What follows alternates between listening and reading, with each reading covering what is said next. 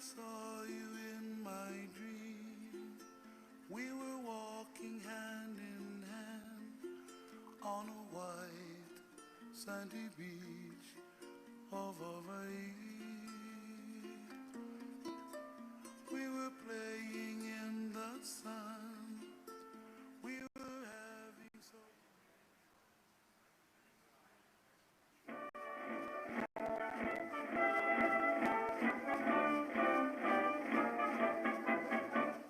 Johnny, get your gun, get your gun, get your gun. Take it on the run, on the run, on the run.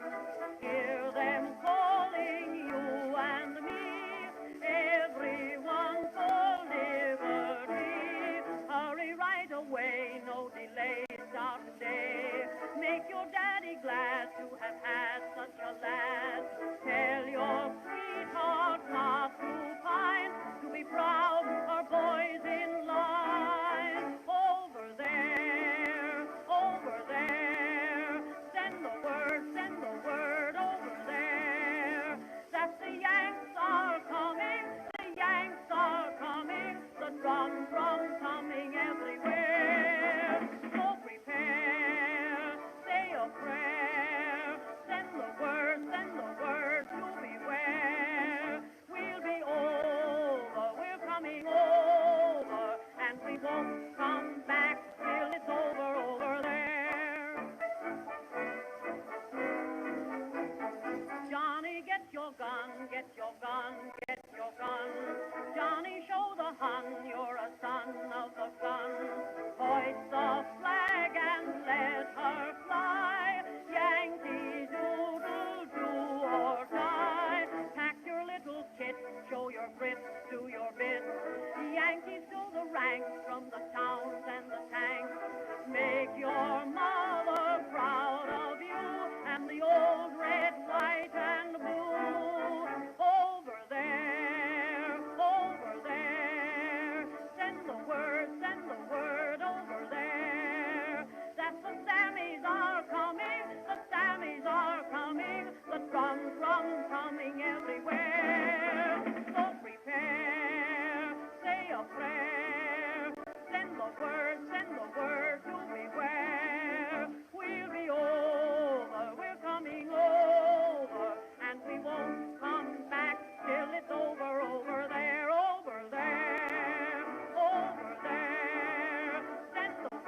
send the word over there, that the Sammies are coming, the drums coming everywhere. So prepare, say a prayer, send the word to beware. We'll be over, we're coming over, and we won't come back till it's over there.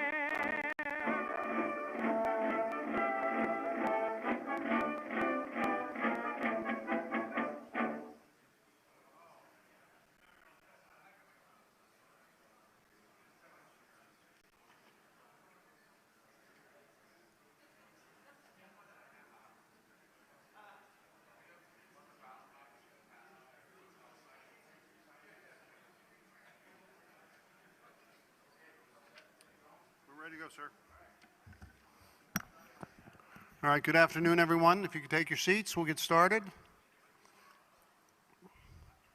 Welcome to the second afternoon of the 5th Annual LandPAC Conference. It's my pleasure now to introduce our third AUSA Tech in 10, and my pleasure to introduce Mr. Michael Beltran, Vice President, DI Optical Company Limited. Let's give him a big hand.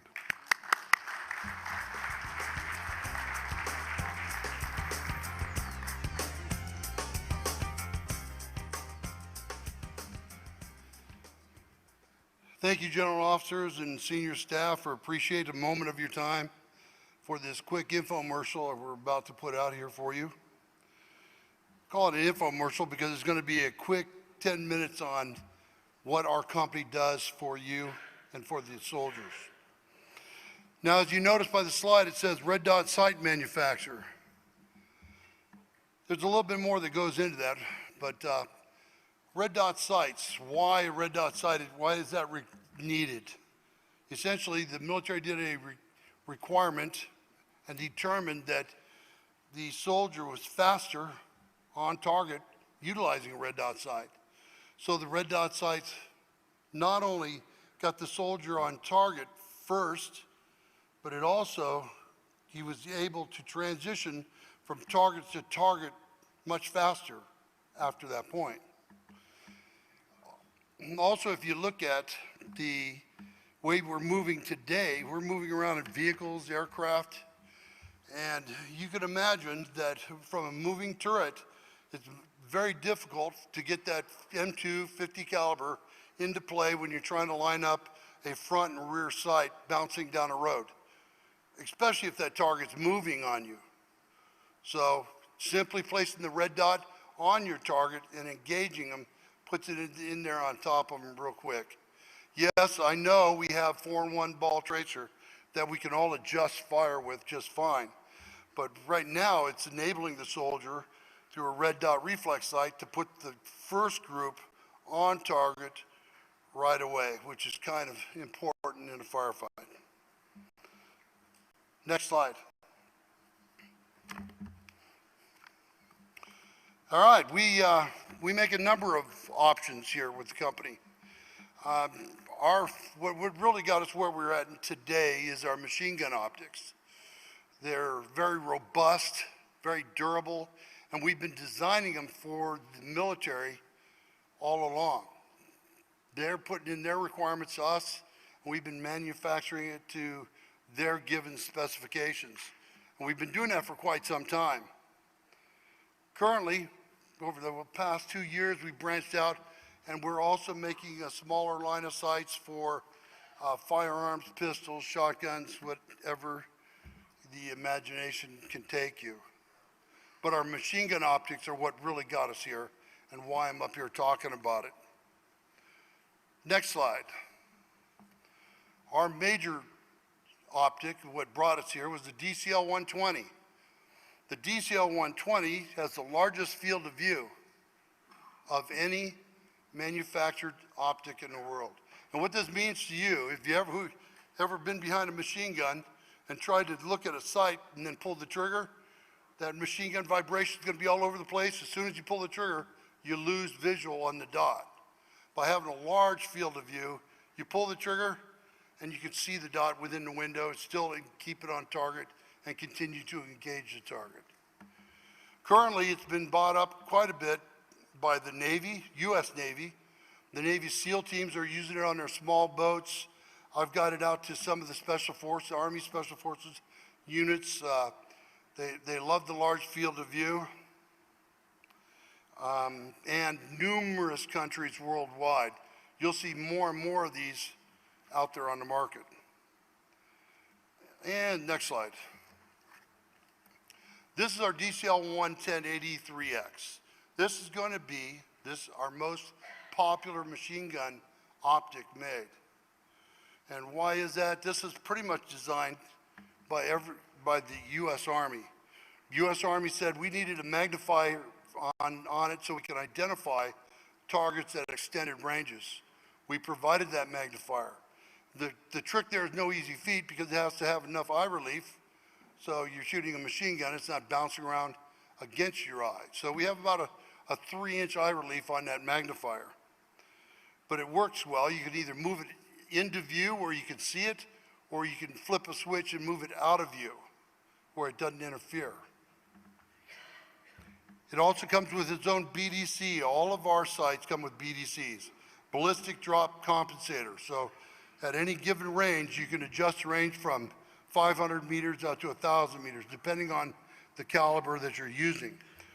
This DCL 110-83X also has the convenient ability to adjust a BDC from 7.62 to 12.7 or 50 caliber, just by simply removing a few screws and readjusting it. It also has an automatic sensor on board, so it can and it will automatically adjust the aperture, the sight inside the lens. It automatically adjusts the brightness for you. All right, as we move on, all of our sites are red dot sites. They are all night vision compatible. What that means is they will work with any night vision device that we have. But keep in mind, everybody has a different night vision device that they're using, and they're all at different grades. So you're only going to be as effective as your night vision device, as it turns out, for nighttime ops. If you will go to the next slide. This is the future. We've developed our thermal red dot sight. Now I know everybody's seen thermals and they agree that these things are great for working at night for the long ranges. But if you go to the next slide for me, we've developed it with the flip of the switch. You could be thermal or you could be daytime reflex sight, something nobody else has. So you don't have to take your thermal off and switch it with a standard daytime sight. This sight will work both sides of the street. And it is the future for machine gun optics. Next slide. All right, some of the specifications. I'm not going to read through these, but certainly you'll run across more specifications as I go on. If you have questions, please come by our booth at 511, big DI optical on it. Thermal night sight specification and switch sight. Switch, please. Next slide. There you go. Laser rangefinder. Laser rangefinder is great. It works in conjunction with the reticle. So wherever that reticle's at, when you engage the laser rangefinder, it prints out exactly what range that is. And then you adjust the BDC manually. We're trying to keep it manual right now just to minimize the amount of mechanics. Next slide. Some of the new things that we're working on and developing on, these are concepts, if you will, but we've already got the patents on them, and we're going right down the road on them. It's called the new grooved bullet, the GG16 and the GG17. GG16 is that green tip, and the 17, of course, is the other funny looking pointed one. They virtually, through the grooves at the bottom, increase the ballistic coefficiency of the round itself, meaning that once you engage, you're going to be able to reach out to 600 to 800 meters with that round. The bullet is the same weight as the standard M855. It's a 62 grain bullet, a little less, if you will. But it's still going to travel further out there just because of the ballistic coefficiency. Now that strange one on the right, the GG17, that was designed specifically for water-borne ops. So you could shoot it into water without any deviation from course. The nose cone on there diverts the water away from the bullet and doesn't affect it. It goes on a true trajectory with increased distance underwater. Next slide, as I just described. And next slide. All right, these are the specifications for the group bullet. I think a standard, the grain tip that we use are 62 grains. And right now we're right there at the same grain. And it's going to be the same powder too, so it's not an enhanced bullet. So it's not going to be any different than shooting your normal round. Next slide. Same thing with the GG17. Next slide. Finally, we're up on something that's fairly new, and it's kind of important to all of us, the drone sniper or drone jammer. We're trying to make it as easy to carry, but it's brand new. So we're looking at some handhold versions, and this here version is mounted to a 1913 rail underneath the M4. So in theory, once you jam the drone, and when we jam it, that means the drone comes to a stop. After that, you can engage it with your 5.56. Next slide, please. Overall weight, and our final slide, one more. The drone jammer spec sheet. All right? I hope you all enjoy your evening or afternoon here in Hawaii. And thank you again for your time. Appreciate it.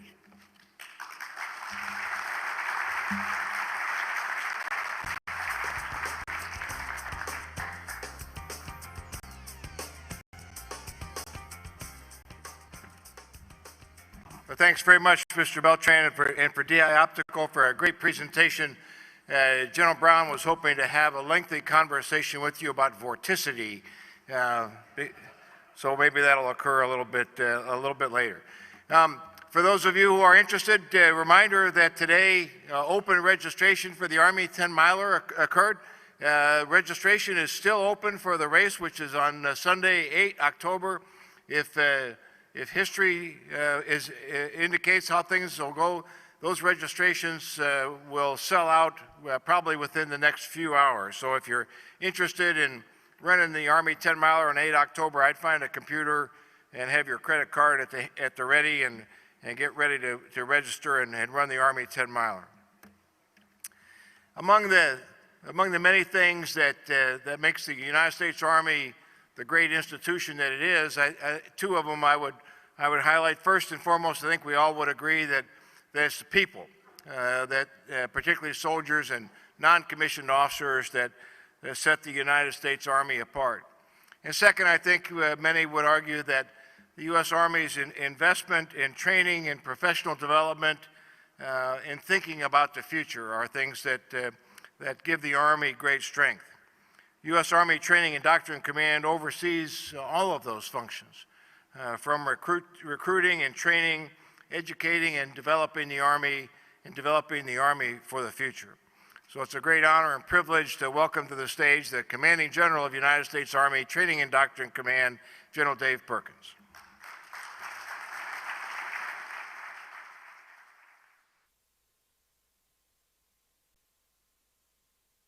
General Ham, it's a pleasure to be here, and thanks for your leadership here at AUSA and for all the support we get doing the things we do for our nation and being able to bring together a great diverse group of folks like this and General Brown, Bob, all that you've done here and in the Pacific, not on just behalf of the Army, but really, again, our nation and the coalition folks that are here pushing us to an even better future. And General Ham, I do have to also congratulate you on your robust membership drive that you're having here at AUSA. And as you said, the way that you've been able to leverage your good trade-off training of understanding terrain, decisive points, canalizing effect, and obstacles by putting the membership tables right in front of the latrines, as you said. And so yesterday, after 3 cups of coffee, I was managed to be talked into signing up for my 6th lifetime membership for AUSA,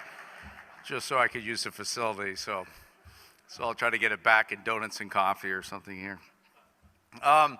Well, you know, we've had a lot, and also last year I was here, and I'm always being sort of put in a difficult position because last year I followed Admiral Harris after his speech, and then today I'm following Admiral Harris. The good thing is, last year, when the paradigm was I followed Admiral Harris after his speech, Army beat Navy. So hopefully, again, the paradigm continues as well, other than being in a tough spot. So we've had a lot of discussion in the last couple of days. I've had a number of bilateral discussions and talks with other folks in the joint arena, our business leaders that are here, et cetera, about multi-domain battle, and everybody's multi-domaining now, and that's all good. And I've had a number of discussions at other venues, a lot of them AUSA venues. We kind of rolled this out last year in October. And so I thought what I'd do is I'm not going to sort of relive the all multi-domain 101 kind of thing. What I do want to do is since I've had the opportunity to go around the world literally and talk about this, after a while you do tend to get some of these same type questions in same type issues that people are sort of bringing up and trying to get clarity. So I thought I'd use this as a chance to do a little bit of a review, but probably more importantly, hit on some of those, I think the key points that may sometimes escape some of the normal discussions on this, as well as preemptively answer some questions, and then at the end we'll open up to the Q&A. So And if you'll go to the first slide, now luckily I do not have the typical Tradition pack of 100 slides, et cetera, like that. I only have, I think, 3, and most of them are pictures anyways. So this is one that we use a lot, multi-domain battle, and it tries to give sort of a pictorial visualization of some of the things that we want to talk about. But in the end, I sort of get, so what, why are you even doing multi-domain battle? Is it just because you got to have a new bumper sticker so people will read your new manuals? You've got to have something to talk about at AUSA or whatever. And I'm not going to discount any of those previous motivators. But really, as we take a look at what's going on in the world today and what we look at with regards to the future that could be problems, I think if I walk away from here, if we're still hooked up. One of the problems that we're seeing around the world, and actually particularly in this part of the world, that we see our enemy and potential enemies trying to do to us, and the one thing that has always been our strength is we think that our ability to maneuver, and we define maneuver, at least in the Army, as the application of all elements of combat power, which are all the warfighting functions, along with information and leadership. We consider ourselves, our ability to maneuver leadership on the battlefield to be very critical. That our enemies see that that actually is a very difficult thing to mitigate. If your enemy can maneuver, if they can take all the elements of combat power and maneuver them, not just move them, but maneuver them to positions of advantage and synchronize them, it becomes very difficult to mitigate that. And it has always been our strength, and it is something that we spend a lot of time on in our Army as well as with our coalitions is how do I maneuver my capability around the area that I'm operating in and synchronize all those elements so that, again, the whole is greater than the sum of its parts. And so our enemies have seen that, and they are going to great lengths to fix us. They are going at great lengths to prevent us from being able to maneuver, and they are going to great lengths trying to take options away from us. Because if they can take away our options, and we have very few options left, and if those options are options which have significant unintended consequences to them, then they know that they sort of have us at the horns of a strategic dilemma, and it gives them the ability to be adventurous. It gives them ability to reduce our ability to deter them, because the more options we have, the more difficult it is for them to go through their risk calculation. So what we are trying to do really is continue to provide freedom of maneuver for the joint force, for the joint and coalition force. And so we are espousing this as not only the Army, I mean, this is our concept, but as we work with our joint and coalition partners that are well represented here, what we are trying to do, and I'm kind of boiling it down so that folks that have spent the majority of their time in the Armor Corps, like myself, can sort of get our head around it. We are trying to preserve our freedom of maneuver.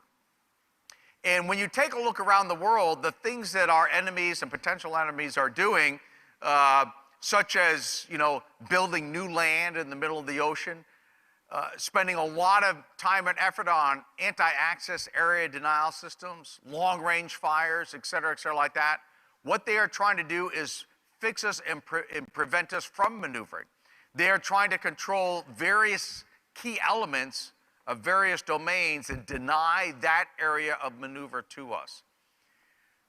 And so we're trying to figure out, how do we step back, and while we may be, as I said yesterday, we may be sometimes outranged, outgunned, outnumbered, what we are trying to figure out, okay, I might not always be able to outgun everybody, I may not be able to outrange everybody, I might not outnumber everybody, but like I said yesterday, what we do want to do is outdecide people. And the reason we want to outdecide them is we want to outdecide them so that we can outmaneuver them, because that has always been our strength. If we can provide a level of freedom of maneuver, what that does to the enemy, it makes it very difficult for them to focus all of their activity in one area. It makes it very difficult for them to go through a risk calculation, because in the end, what we are trying to do, of course, is deter aggression. And the way you deter aggression is you take away your enemy's options, and so it's not necessarily a battle of artillery, it's a battle of options. Who has more things left on their plate that they can still present to the enemy as compared to the enemy's ability to mitigate that?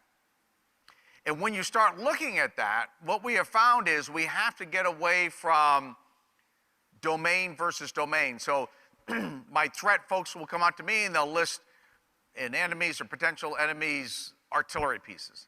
Here's our artillery piece, here's the U.S. artillery, their range, our range, their range, our range. You know, U.S. tanks, enemy's tanks, range, and we kind of take a look at weapon system to weapon system, domain to domain. Here's a land problem, here's what this land can do. And in some ways, just through math of force structure or the science and the physics of that weapon system, it actually can become very difficult, very expensive, and you can't get a lot of return on your investment when you just go weapon system by weapon system or domain by domain. Where we find, as we've done some analysis, where you can get a big return on investment is that if you can get what we're calling these windows of domain superiority, if I can bring together a space capability, a cyber capability, a maritime capability, a land capability, if I can bring that together at the appropriate point in time, and then what I'm doing is I'm not only maneuvering forces around the battlefield, I'm maneuvering these windows of domain superiority around the battlefield. That becomes very, very difficult then to mitigate, because now I have multiple options to provide a capability to maneuver, and as one of those subordinate options get taken away, I sort of have other things that I can rely on, and that I can move from one to the other. So yesterday I stole Bob Brown's slide. Today I'm going to steal one of Eric Wesley's slide, if you put the next slide up. So Eric showed this yesterday as part of our cross-domain maneuver slide. The one thing I want to focus on here, this is kind of a multi-tiered layering of the domains, but what we want to be able to do is, as we have a problem, say we have a problem in the air domain, say, you know what, maybe the best thing to deal with this problem isn't necessarily just from another air asset. Maybe I'll use a cyber and a space, maybe land, maritime, et cetera. And so when I was growing up, I'm in a maneuver part of the Army. This is put out by the Maneuver Center of Excellence. And we would always consider maneuver from a land point of view, infantry, armor, et cetera, and supported by other enablers. But we were always focused on maneuvering on land. And so then our enemy would focus on presenting challenges to maneuvering on land. They would put minefields out there. They would dig a tank ditch, and they would drop trees and create an abattis or something, so that we were maneuvering in one domain, and then they would develop challenges in that domain. One of the things that we want to focus on now is just not taking a domain and maneuvering in it, but we want to maneuver through domains. We want to maneuver from one domain to another, and we want to do it in a way that is sort of keeping us ahead of the decision cycle of the enemy. And so what I have found in combat and even our training exercises is that when you are doing something, and even if it is working, you're doing something to the enemy and it's working, there's a temporal nature to it, and it's just a matter of time till they figure out a way to mitigate against that. They figure out how to overcome that, whatever it is. And so what we have to be able to do is to say, you know what, I have many different ways to maneuver. I can maneuver within a domain, I can maneuver between domains, and when I start coming up with a combination of things that are working, I also have to have in the back of my mind, this is only going to work for a little while. Even if it's working greater than any expectation we have, you have to realize it's just a matter of time till they figure out, they jam this, or they do this here, they do that. And so we have to start training our leaders that when you're doing something and it's working, that is when you need to start thinking about how you might want to present a different dilemma to the enemy. Do you have something keyed up already? Are you ready to show them something different, either from a different domain or a different capability of the domain that you're in, so that this is part of the out-deciding them. It's not out-reacting to them, it's out-deciding them. So that you then can make a decision to do something else, because if you can out-decide them, you literally have intellectually outmaneuvered them. Too often, and especially when we just focus on domain via domain, we sort of are, at best, sort of trying to outreact them. We have a scheme of maneuver, we're going down this way, and we run into an obstacle belt. Well, then we have to breach the obstacle belt. Well, by nature, you're reacting to that obstacle that was put there. Whereas if you think, I have this objective, and I have various options available to me, and as one option starts to lose momentum, these are the ones that are already going to be teed up, and we're going to start to take advantage of them. Now, I guess that briefs well on PowerPoint, et cetera, like that. But then when you start trying to peel the onion back, you have to say, what does that really mean? What does that mean to the joint force? What does that mean to coalition members, et cetera, like that? And then I also, we're professional organizations, so we're always asking for feedback, and people grade our homework again. Well, Dave, we sort of do this already. We do this, and I've done this for a while, and we call in the Air Force, and Navy shows up, we do stuff, et cetera, like that. But we really don't, not like we're talking about it. And one of the big differences is between even what we're doing now and what we did with airland battle is that we had a problem, whatever it is. And then we would dissect that problem into parts. We'd either dissect the problem into domains, we would dissect that problem into warfighting functions like maneuver, sustainment, fires, intel, et cetera. And then we would go off and start to solve those bits of the problems. The reason we did that so that you could get your hands around it, eat the elephant a chunk at a time. And you would come up with solutions, but the people solving those problems would see it within their world. Well, this is an air problem. This is an intel problem. This is a sustainment problem. And then they would come up with a solution which optimized it in their part of the world, but sort of sub-optimized it holistically. Then we would bring back what I would call a set of federated solutions. We would bring back, well, here's how the intel guys are going to go about it. Here's how the maneuver guys will go about it. Here's how the maritime guys will go about it. Here's how the ground guys will go about it. So we now have solutions that are optimized for their domain or their functional area, but it's sort of sub-optimized across the broad spectrum of accomplishing the mission. So now we have this array of federated subordinate solutions, and then what we tried to do is synchronize and sort of bring together a set of federated solutions that maybe were not necessarily built to operate with each other or in conjunction with each other. And we've gone to great lengths to do that. We try to have training, bring in all elements of the joint force, the coalition force, but they are bringing in their subordinately federated solution to a problem.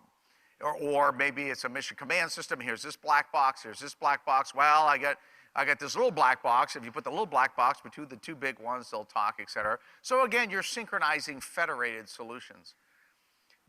And the reason we got to that is because of the way we define the problems. Because we would give a problem to somebody and say, you're the intel guy, this is an intel problem. You're the maneuver guy, this is a maneuver problem. You're the air guy, this is an air problem. So we're trying to go further left and say, in the end, instead of having to synchronize a set of federated solutions, and we've all grown up overusing that term, synchronize this, synchronize that, synchronize that. Well, why do we have to spend all this time synchronizing stuff? Because I guess it's not synchronized. If it was self-synchronized, why do we have to have synchronization cells, synchronization meetings? Exactly, the OIC of the synchronization group that comes by. Because obviously without it, the world is unsynchronized. So if you go to the left and say, you know what, instead of synchronizing federated solutions, what we want is early on a converged and integrated solution. And that the problem from the very beginning is defined not by the subordinate federated components of it, but you define it as a holistic problem from the very beginning that you understand is this problem has multiple domains to it from the very beginning. So I want the solution to be, from the beginning, a converged solution. This bring together all of these things. I don't want you all running off into separate windowless cubicles coming up with a solution that we got to come back and then have the synchronization cells sit down and green tape and lacing wire together. So the difference begins even at problem definition. We have to define problems differently, and then we have to start solving them differently from the very beginning. Because if we do that, then what happens is the ability to maneuver between the domains and the ability to maneuver through the domains is inherent in the solution that we came up with. It's already there. And it's not sort of an afterthought. Because if you start thinking about it that way and solving it that way, then already in the back of your mind, you're saying, you know what? When this problem comes up, I already have built into the solution multiple options. There are already multiple ways to get through that, and I can, much more easily move through those solutions. And since I can move through those solutions pretty easily, and I've defined the problem that way, I now can probably out-decide my enemy if my enemy has not thought that way. If the enemy has presented me dilemmas that, from their construct, are single domain in nature, and they're looking to take me out domain by domain, I now have multiple options, which allows me now to present sort of what we really want to do is present multiple dilemmas to the enemy. Because if I can present multiple dilemmas to the enemy that they think they either don't have a way to solve or they can't solve them as quickly as we can present another set of dilemmas to them, the desire is that they decide that trying to be adventurous or conduct activity we don't want them to do is too big a risk.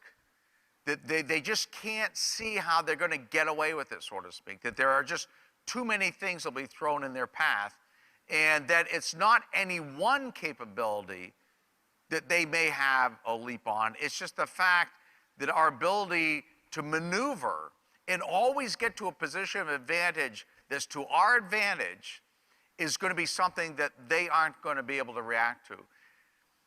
Because in order to do that, it takes a lot of investment in leader development, training, thinking about things differently from the very beginning. Actually, venues like this become very important. And if you look at our enemies and potential enemies that we will be facing in the future, the kinds of discussions that we're having here and the kinds of groups that are pulled together and sort of the tough questions we ask each other and how we train and develop our people, that's not generally the way they go about doing things. They tend to be focusing, I want to have a great capability in a domain. I want to outrange somebody. I want to outnumber somebody. I want to do that. So that plays to their way of war and their way of viewing things. And so what we've decided is we don't want to play their game. We want to sort of play our game. We want to put the bets on the things that we think lend themselves to our advantage culturally, the way our nations are run, the way we build our military. The things are, I think, inherently advantageous to us. And kind of getting back to that thing, we think that our ability to maneuver, which is to take all the elements of combat power and move them constantly to a position of advantage and empower all folks to do that, that's a very difficult thing to be able to pick apart individually, because you kind of have to take the whole thing down. You can't just pick it apart. And I'll just go to one last slide till we go to the questions here. This is an example, cross-domain fires. Admiral Harris was talking about it, of gave the Army the to-do list. He wants the Army to sink a ship, shoot down a missile, then shoot down the airplane that shot the missile, et cetera.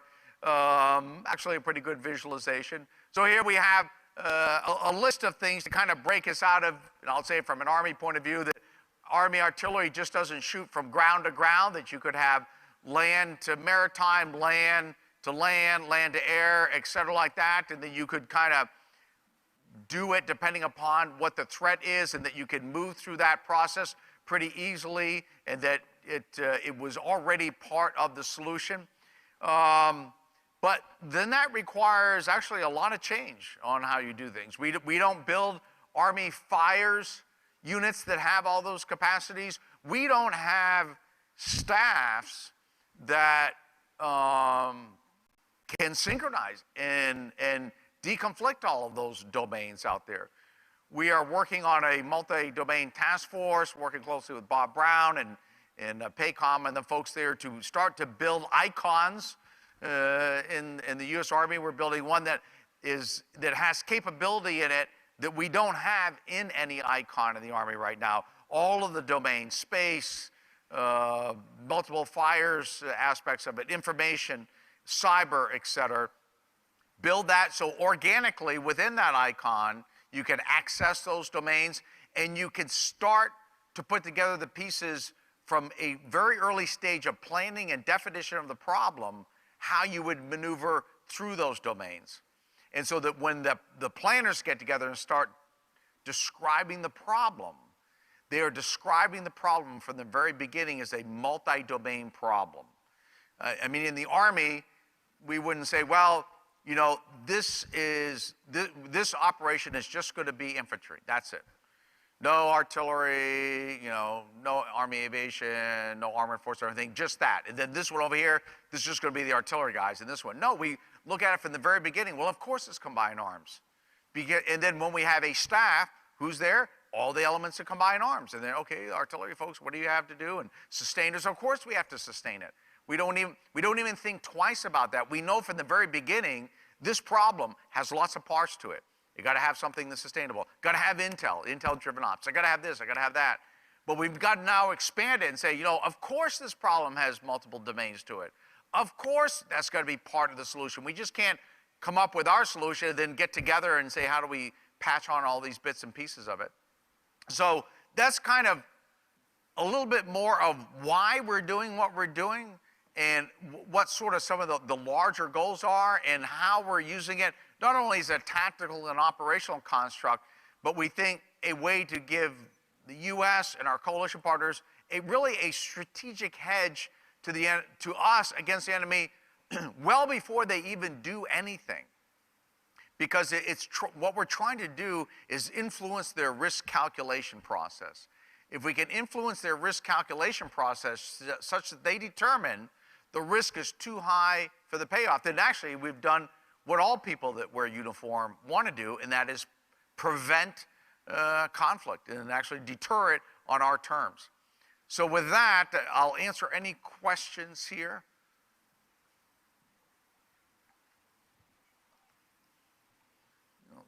Kind of go through and paraphrase them as we have them. Multi-demand is about integrating services capabilities. Do you think in the very long term, merging of two or more services to achieve real integration? You know, I get this question a lot. I don't think so, and I don't even know if it's desirable. And so it's interesting how this comes up in military circles a lot. Well, we just need to, you know, like in the Army, get rid of branches. Just a soldier, so everyone do that. And then while you're at it, you know, get rid of services. We're just all purple.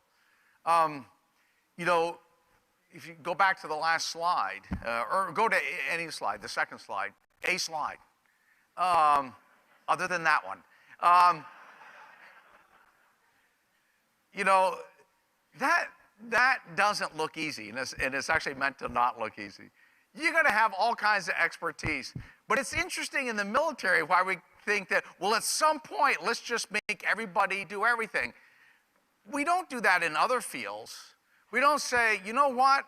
I'm going in for brain surgery.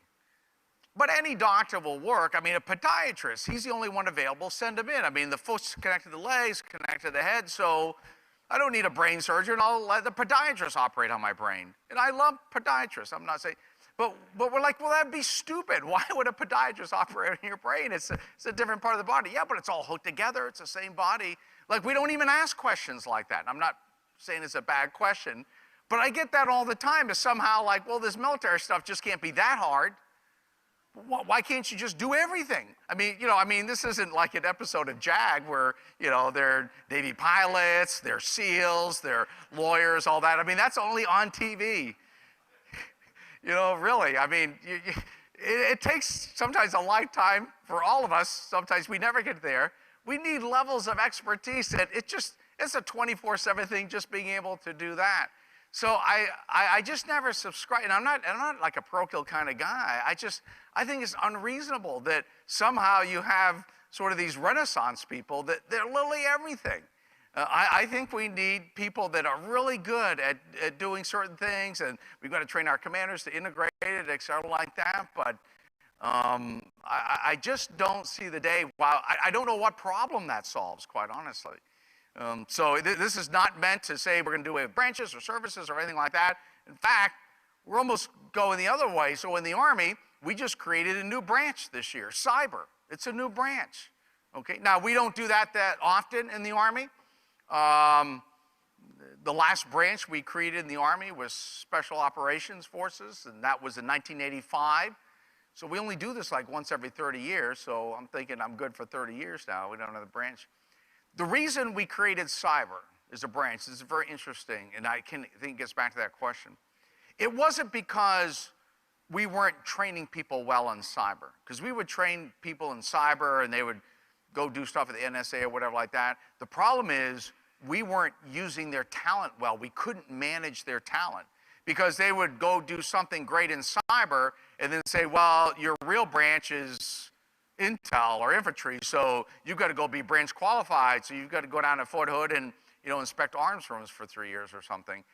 And then what happened is we invested, so we trained them well, we just didn't use them well.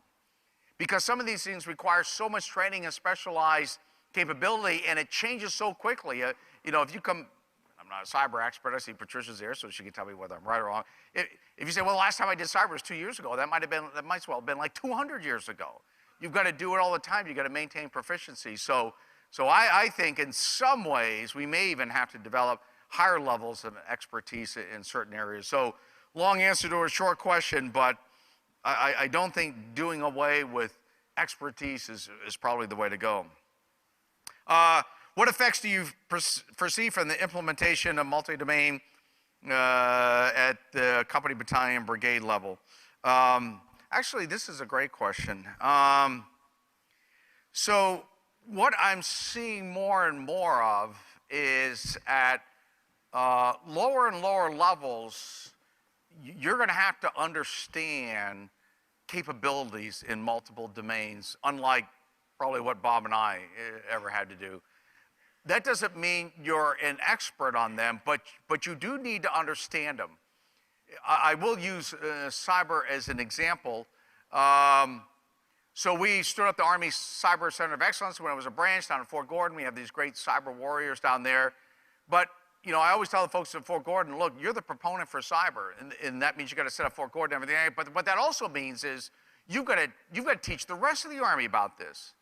So when I was at Fort Benning at the Infantry Officer Advanced Course, actually they taught us about intelligence preparation in the battlefield. They taught us about sustainment. They taught us about fires. And so what is being required now is that I wasn't an expert on those things, but they had to say, this is what you need to know as a maneuver guy. You better figure out how you're going to get fuel.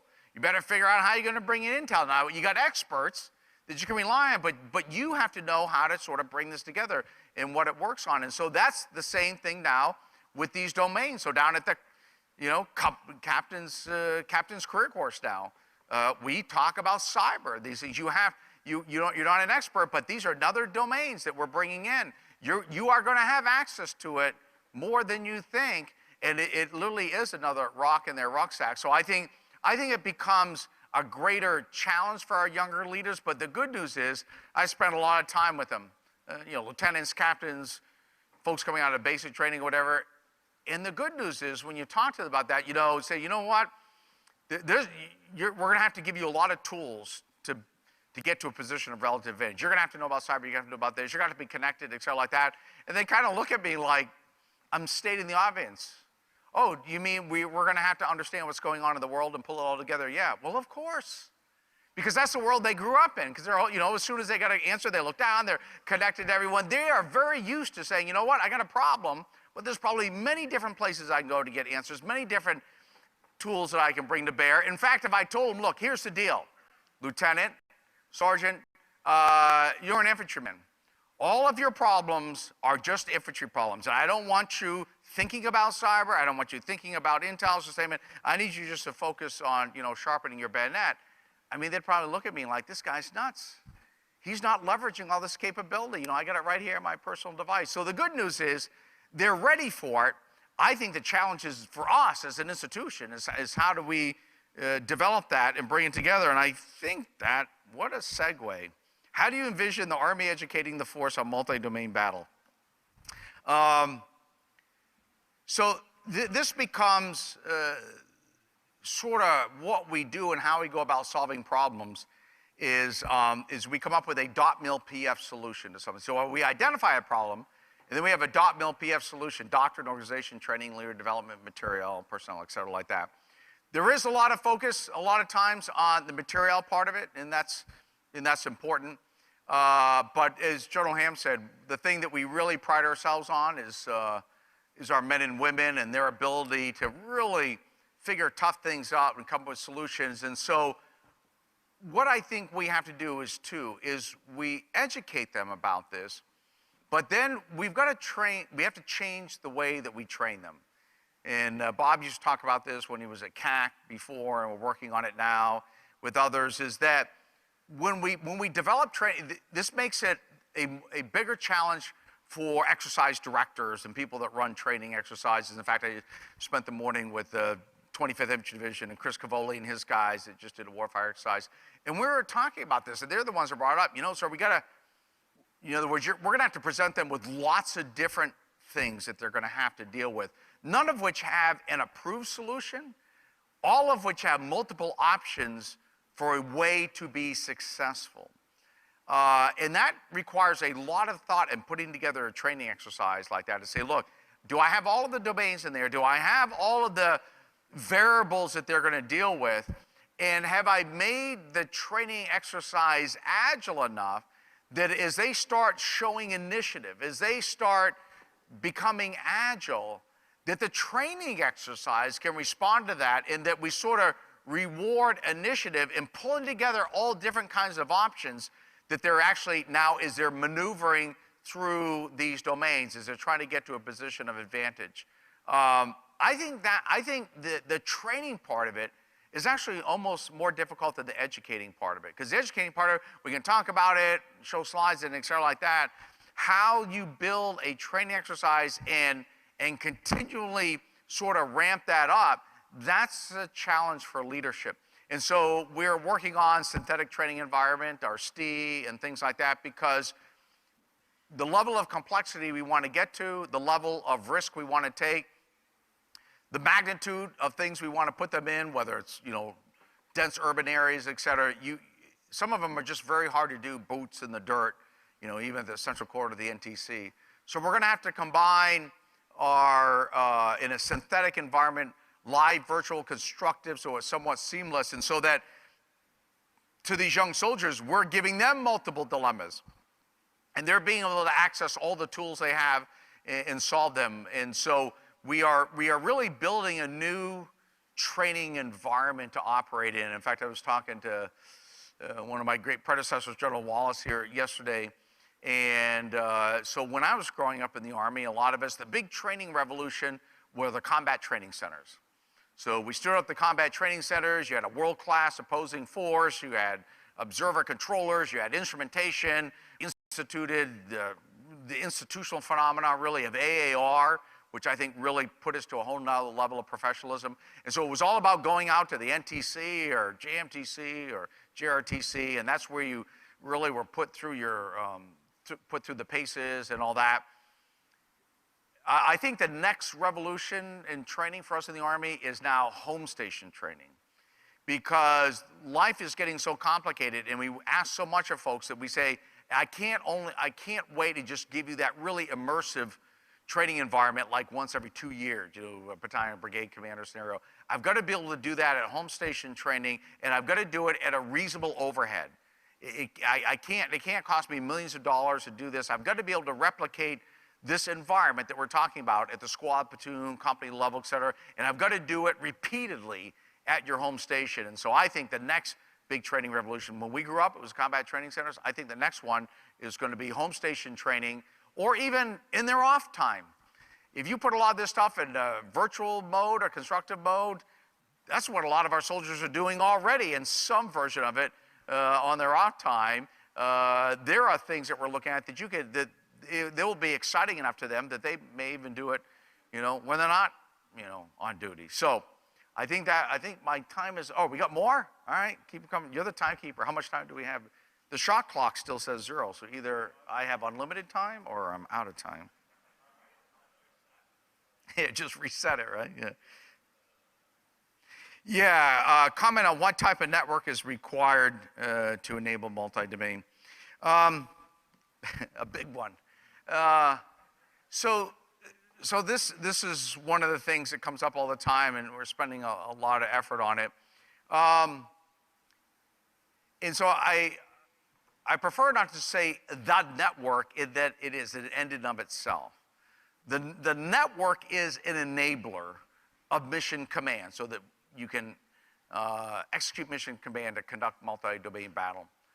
So what we have to do and work on is, how do you always deliver to the commander understanding and visualization of the battlefield so that he or she then can direct, lead, and assess.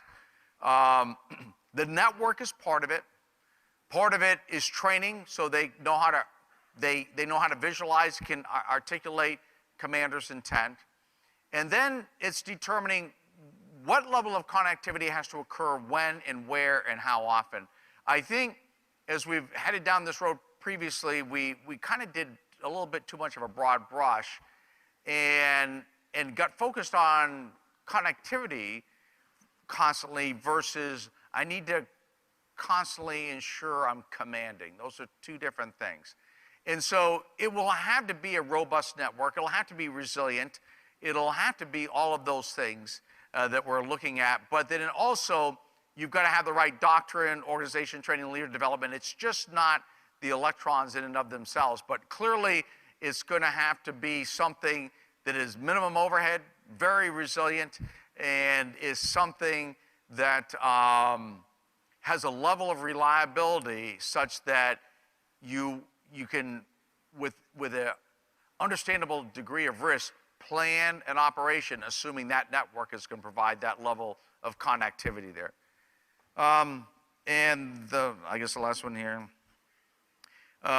Maneuvering given adversary multiple problems are a huge benefit to combat forces, but creates vulnerabilities to logistic forces, supply chains, addressing concern challenge. So this somewhat related to the last question. So as we look at this, and as you look at this slide, you get sort of two big long poles in the tent. One is, how is it all networked together? Because what we say in the future, we're going to have dispersed forces, but they must be mutually supportive. We don't want 15 simultaneous Mogadishus going on. So they will be dispersed, but mutually supportive. The challenge with that not only becomes how do you connect it via mission command systems, but how do you sustain that? And so I think we have to think very differently about sustainment. And that is, just as you may not have constant connectivity, you got to develop a concept of support, which right now, Darrell Williams at CASCOM is looking at, that you've got to come up with a concept of support that assumes you won't have constant secure lines of communication. So how do you do that? Sort of almost like burst sustainment. Well, everyone loves to put this problem on the sustainers like it's their problem, but as they always tactfully remind me, you know, it's you maneuver guys who are the problem, because we say, oh, you sustainers, you need so many, you know, all these tractor trailer trucks full of fuel. Well, all they're doing is meeting my demand, okay, as a heavy force commander. So I'm really the problem, not them. You know, I just put the problem in their rucksack. So we've got to take a look at what are the big challenges out there and how do you go about them differently. So fuel is one of the big ones out there as we maneuver forces over large distances. So one of the examples I use is they say, well, okay, we got to have, you know, HEMIS moving or 10K tankers or various things like that. Well, that may not be possible in the future. You may not have constant security on lines of communication, but that's not really the problem. Because the problem we have is with regards, and I'll use fuel as an example, it is how do you move energy around the battlefield, okay? So you may have a huge fuel supply, you know, at a port or something like that, and you got mechanized forces out here. So it's not that you don't have fuel, it's just that it's not where you want it.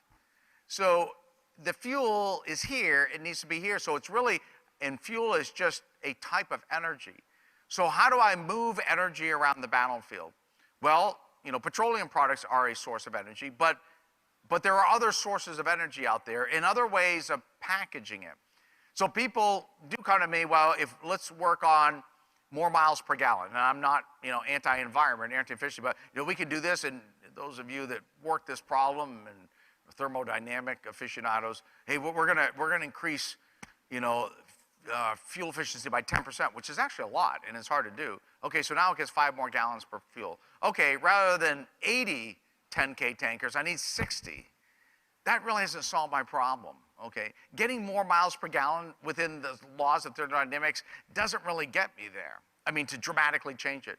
So if you say, well, what if you had, I'm not saying this is our proof solution example, what if energy was delivered differently on the battlefield? What if you had fuel cells and they were chunks of energy and you literally are just plugging them into a vehicle, and then when you want to deliver more energy, you know, have an aero supply maybe autonomously with autonomously flown drones or something that could drop down pallets of chunks of fuel cells that you could then plug in. Now you're not having to worry about the lines of communication. I'm not saying that's our approved plan. I'm just giving an example that we have to think very differently about this sustainment piece and really identify the problem. And from my point of view, one of the problems, especially coming from sort of a heavy mechanized point of view, is how do I move energy around the battlefield? Okay, it's not getting it to the battlefield, it's literally how do I move it around the battlefield, which means I might want to package it differently. I might want to use it differently. I might want to have a different type of energy that I consume in my vehicles. Because, I mean, you know, the concepts are meant to drive, we're looking at 2025, 2050. We're looking long term, trying to figure out where we want to invest in. But I think our current way of sustaining, no pun intended, is unsustainable. And you're only going to get so far with the way that we do it. And we've got to have sort of some dramatic changes. And the shot clock has 10 seconds left. No more questions? All right. General Ham, again, thanks for providing this great venue. Thanks you all for coming, and I'll hang out afterwards if you have any more great ideas or questions. Thanks, folks.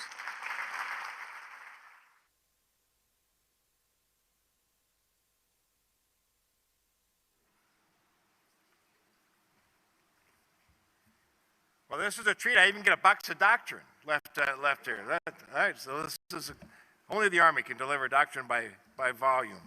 That's a good thing. Thanks, General Perkins. Thanks as always for your insight, and especially today for your candor. Our last panel is going to focus on the total force. As some of you know, and General Thurman, and Sergeant Major of the Army retired Chandler, and I had the privilege a couple of years ago of serving on a thing called the National Commission on the Future of the Army. It's a lengthy report, about 200 and some odd pages. It is a wonderful cure for insomnia. I can commend that to you. But there is one sentence in that report that I think is relevant for this panel. And that one statement says, the nation has one Army for sound legal, historical, cultural, operational, and strategic reasons. That one Army has 3 distinct, interdependent, and essential components. the regular Army, the Army National Guard, and the United States Army Reserve. And it's only when those three components are properly aligned and balanced that the one Army can deliver the capabilities that the nation requires. So our last panel for today is entitled Empowering the Team, Total Force Integration, and the panel is chaired by Brigadier General Steve Curta, Commander of the 9th Mission Support Command. General Curta, off to you, sir. Thank you, General Ham. Good afternoon. Distinguished panel members, fellow general and flag officers, ladies and gentlemen, welcome to panel discussion on total force integration. I would like to thank AUSA, General Ham, and General Brown putting on another excellent LandPAC symposium. Today, we'll have an opportunity to dialogue not only on how we currently see the implementation of total Army force policy, but how we are moving forward to joint and combined integration as we face future environment and threat, and even an environment like multi-domain battle environment. Our discussion will bring up challenges and barriers that we have slowed down some of these efforts of integration, but we're hoping to capture some of the unified vision as to where the Army's total force integration initiative is moving in coming years. But before I get started, I'd like to introduce some of our distinguished panel members. We're delighted to have with us and welcome our lead proponent of the total Army force policy, Major General Leslie Purser, who is currently the senior officer performing duties as ASA MNRA. Also, we have Mr. Stephen Austin, Assistant Chief of Army Reserve, and representing National Guard, Brigadier General William Berg, who is the Adjutant General of Nevada. And joining us from Schofield Barracks, of course, Major General Christopher Foley, Commanding General 25th Infantry Division, who's already successfully integrated reserve forces into his formation. And finally, it is my pleasure to welcome Brigadier General Rob Roy McKenzie, Chief of Staff for the Canadian Army Reserve. So once again, I would like to personally thank each of our distinguished panels for joining us today to offer their perspectives and insights on total force integration and its associated challenges and opportunities. So the composition of this panel is intended to deliver multiple viewpoints from across both components, active and reserve. One of the objectives today is to achieve a clear picture of where the force is headed in the future years and how the multi-component within the Army will balance our readiness, modernization, and resource prioritization to achieve total force integration. So to this end, we'll discuss the impact of the Army total force policy, where we are at this implementation. We will also hear perspectives on what collective training integration looks like at a tactical level, to include a new symbiotic partnership between active and reserve component units to leverage their capabilities to include in total force. And to illustrate this new model, I know one of our units at 9 Mission Support Command, 100th Battalion of the 442 Infantry, has enjoyed a strong training relationship with 3rd Brigade of the 25th Infantry Division that General Cavoli commands. Also with 29th IBCT Hawaii National Guard. So I see this type of relationship demonstrates the potential for increased level of reserve component to active component integration. And finally, we will be introducing the Canada's force structure, get an understanding of how they attack or tackle the total force integration. We intend to capture some of their challenges and successes and hope that we can learn from each other to better our combined forces. So let me begin by discussing this and ask our first question, total force integration, what is that? So from the Army's perspective, total force is envisioned as the integration of active and reserve component into one seamless force that execute mission in support of national military strategy and Army component worldwide. In practical terms, what that really means is that about demolishing the barriers that have historically existed between both components. So some of those barriers could be an administrative, could be procedural, or even systematic. And while some are some of the legacy biases that results from limited operational reserve component employment during the Cold War era. And also it could be on variety of standards of individual qualification of unit readiness, or even minimal training interaction between two components. But regardless, since 9/11, Army National Guard and Army Reserves have proven themselves on the battlefield that they can be much more than nation's strategic reserve. So total Army force concept builds on more than decades of wartime experience and institutionalizes the reserve component as an operational force, providing predictable, recurring, and sustainable capabilities to support combatant commander requirements worldwide. And then last question, why is total force integration important? We're faced with an increasing complex, uncertain global security environment as well as domestic fiscal constraints that have impacted readiness across services. So we must remain ready to fight, win both in today and in the future. So Army must leverage the strength of all components to meet U.S. defense requirements across full spectrum of complex. You heard enough from me, so now let's hear from our distinguished panel members. And first to start us off is within Total Army Force Policy, Major General Purser. Ma'am. Thanks, Steve. I'm not actually the Assistant Secretary of the Army for Manpower and Reserve Affairs. My title is Special Assistant to the ASA MNRA. And for those of you who work in the Pentagon, anybody who's assigned as a special assistant normally is on their way to retirement at a less pay grade than they currently exist. So it's my pleasure and honor to represent Ms. Diane Randon, who is the senior official serving as the Assistant Secretary of the Army for Manpower and Reserve Affairs. When she said Hawaii, I said, oh darn, send me. So like General Frost, I get to see the daylight. General Ham, thank you for hosting this, and Steve, thank you for the invitation. Sir, you stole a little bit of my thunder talking about the National Commission on the Future of the Army, but I do want to start out talking about that. In addition to General Thurman, General Ham, and SMA Chandler serving on that board, many of you may recognize the names of Jack Stoltz, the former Chief of the Army Reserve, as well as the Honorable Thomas Lamont, the former ASA MNRA. They both served on that board in addition to several other distinguished commissioners, and that leads into the Army Total Force Policy discussion I want to have today, because that commission, directed by Congress, released its results in January of 2016. There were 63 recommendations, of which the Chief of Staff of the Army approved 62. Of those, 27 were specific to Army Total Force Policy, and as General Ham indicated, one of them focused specifically on mandating changing the Army to using the total force approach. Other recommendations from the Commission included things like cross-component assignments, and how do we incentivize cross-component assignments, as well as reducing mandatory training.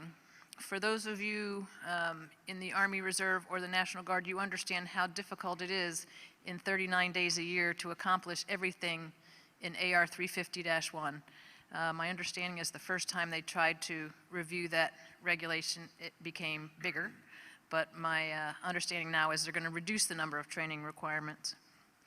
So each of the recommendations that the Commission made is discussed by a Council of Colonels, a 1- and 2-star GOSC, and then a 3-star GOSC. And I've sat on several of those, and I can tell you some of the discussions get very, very interesting when we talk about, for example, how do you incentivize somebody to want to serve in a cross-component assignment? Because right now the regulations just say, it's a good idea, you should do it. Well, that's not really an incentive. That would not be an incentive to me if I was looking for a KD assignment or a command to go and serve with another component. So we're working on that one. The Quadrennial Defense Review Office is the Office of Responsibility for managing the NCFA recommendations, and my office, MNRA, plays a key role of the total RC integration piece of that. So recommendation number 26, Army Total Force Policy. In the 1970s, Creighton Abrams first started total force integration when he realized we went to Vietnam without the advantage of having our reserve force with us. As a result of not taking our citizen soldiers, we all saw the result when our Vietnam War veterans came home. and the attitude that America had. So he actually started Army Total Force Policy many, many years ago, over 40 years ago. And for whatever reason, the commissions and the recommendations since then, Army Total Force Policy just didn't stick. So we're trying it again. In 2012, Secretary McHugh signed a directive designating Army Total Force Policy, and since then, there's been implementation guidance that's been updated several times. In January of this year, before he left, Secretary Fanning signed the implementation guidance with 6 specific lines of effort, and those lines of effort were doled out to certain staff and commands for responsibility. For example, the integrated training line of individual training line of effort. TRADOC is the responsible agency for that line of effort. And one of the things that you may have heard about that TRADOC is doing is initiating a One Army school system process.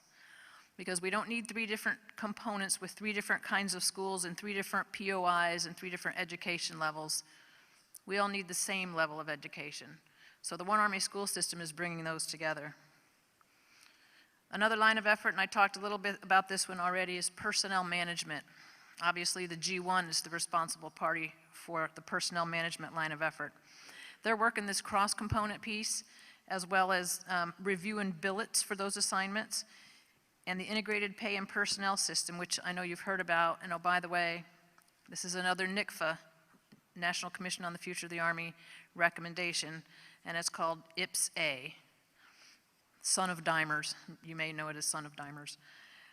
IPS-A replaces 50 legacy systems, and it was actually established before the NCFA recommendations came out, but NCFA reinforced and said how important this was for integrating our total force, so that's moving forward under the G1.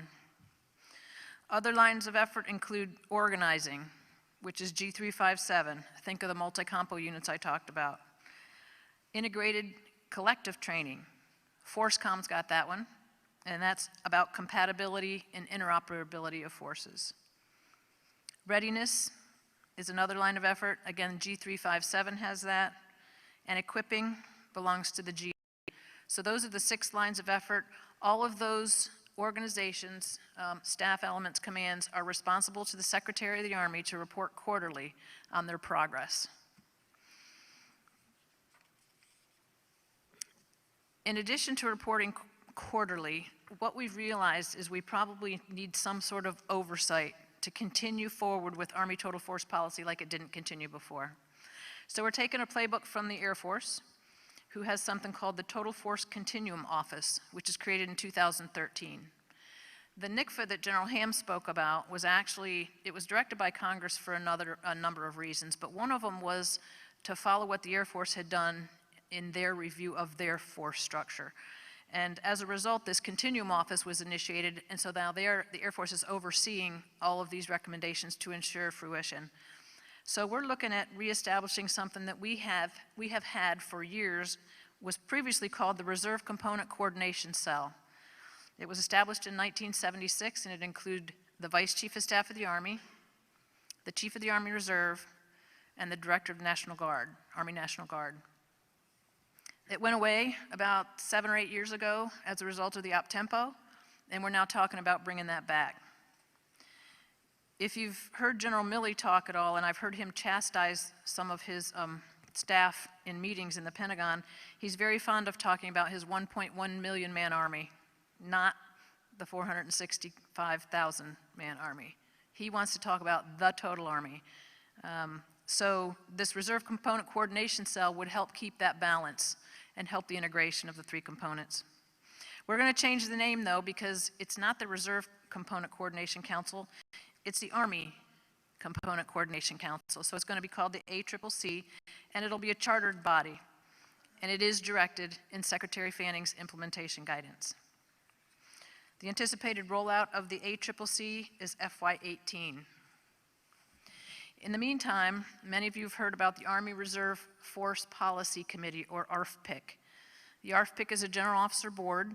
It has 15 members, 5 from each component as the principal members. They meet quarterly, and they work on issues of relevance to the Army Reserve and the National Guard.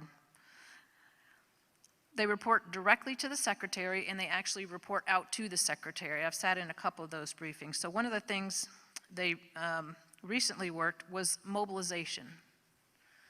Mobilization is something that's done by a number of organizations. Think AMC, IMCOM, TRADOC, FORCECOM, G4, G8.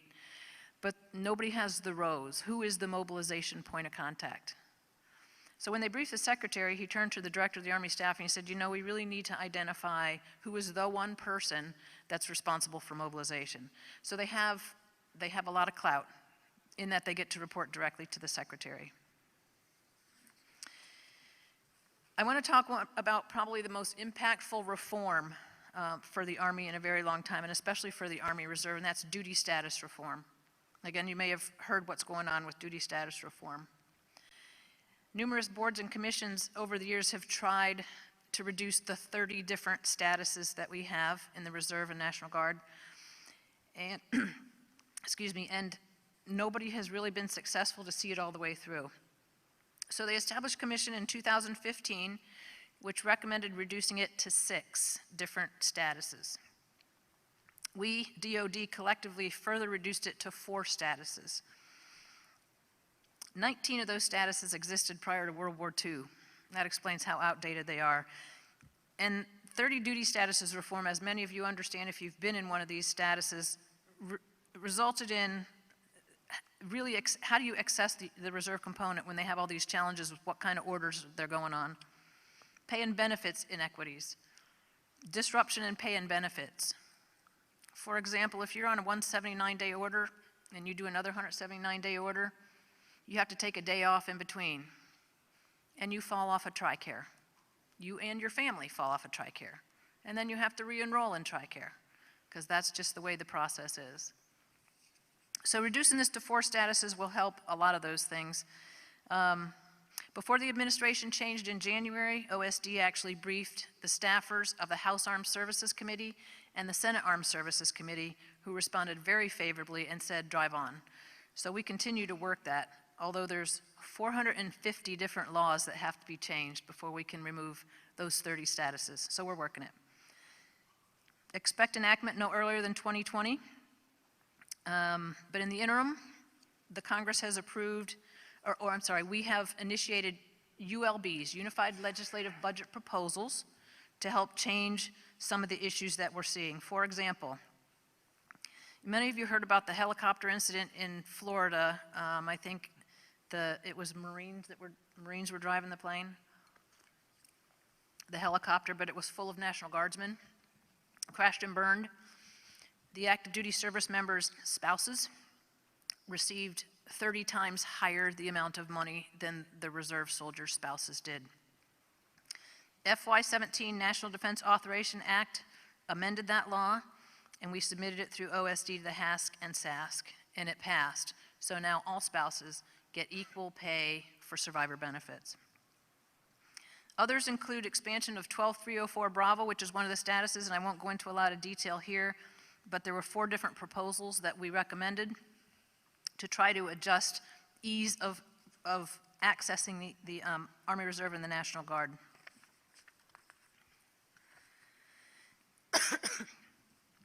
While we submit these Unified Legislative Budget Proposals, or ULBs, that takes years, and in the meantime, Congress has enacted something called the Parity Act, and you may have heard of that. The House and Senate drafted a bill based on changes to Status 12304 Bravo, which is proposed for NDAA 18. It authorizes pre-mobilization health care for 12304 Bravo, which it doesn't currently have.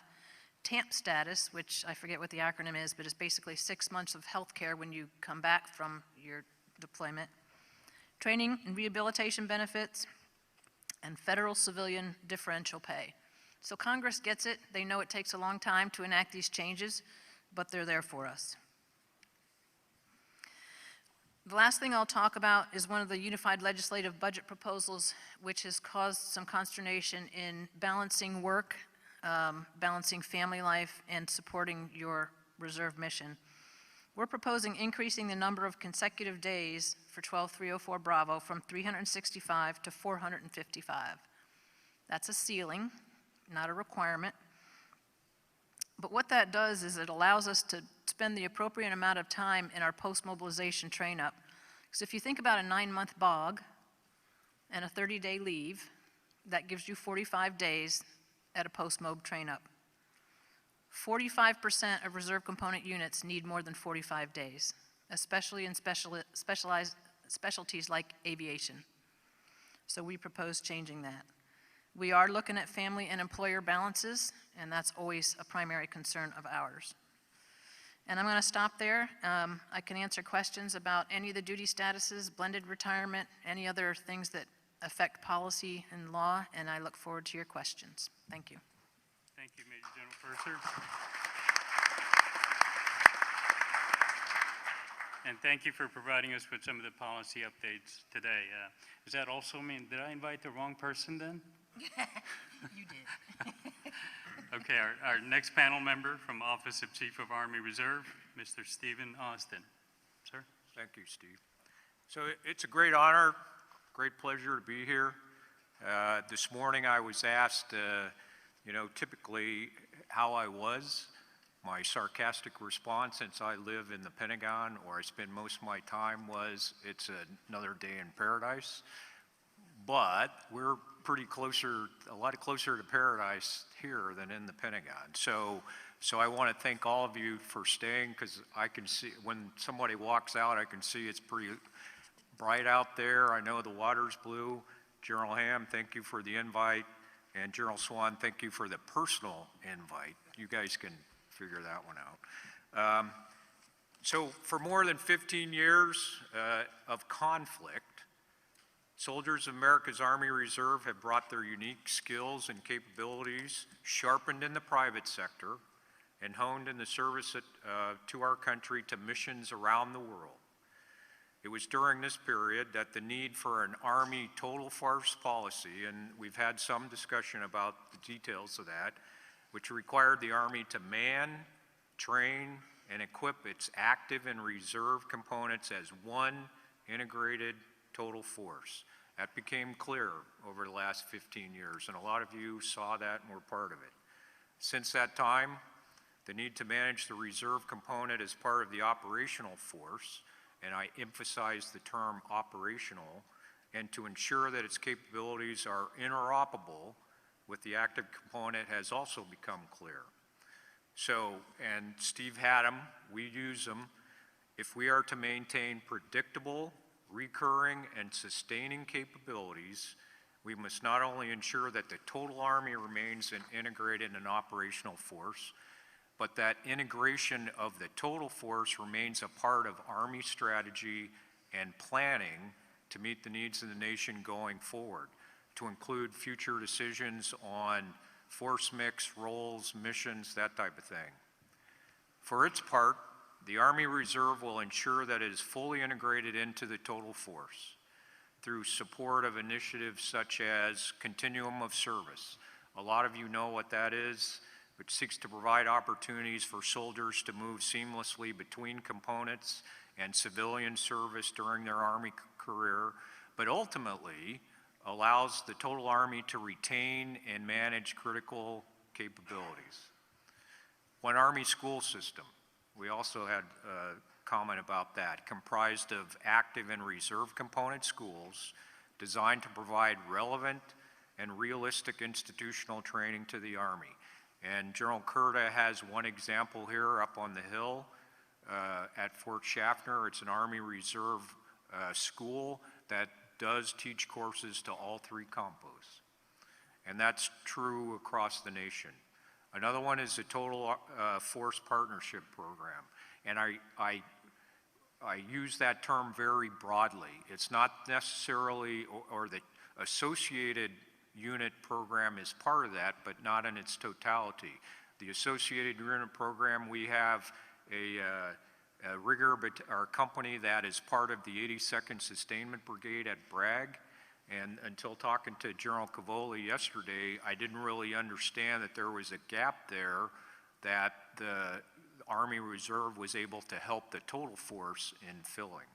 But But the partnership program pairs regular Army, Army Reserve, and National Guard formations to best use limited resources and develop leaders. So multi-component training events, and I'd say most of our training events are pretty close to multi-component now. They enhance understanding across the force and will pay off during missions such as deployments.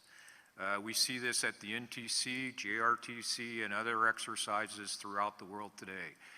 I can tell you as an OC 20 years ago at the NTC, we had a rotation, it was all AC. Once in a while there was a guard rotation that came through, but that is not the case because we have Army Reserve and there are guard units in every rotation. So what's our vision and role of an integrated Army Reserve? America's Army Reserve is the Army's dedicated Federal Reserve Force providing operational capability and strategic depth to the total Army and the Joint Force in support of national security interests and Army commitments worldwide. Our vision for the future is clear: to forge and sustain the most capable, combat-ready, and lethal Army Reserve in the nation's history.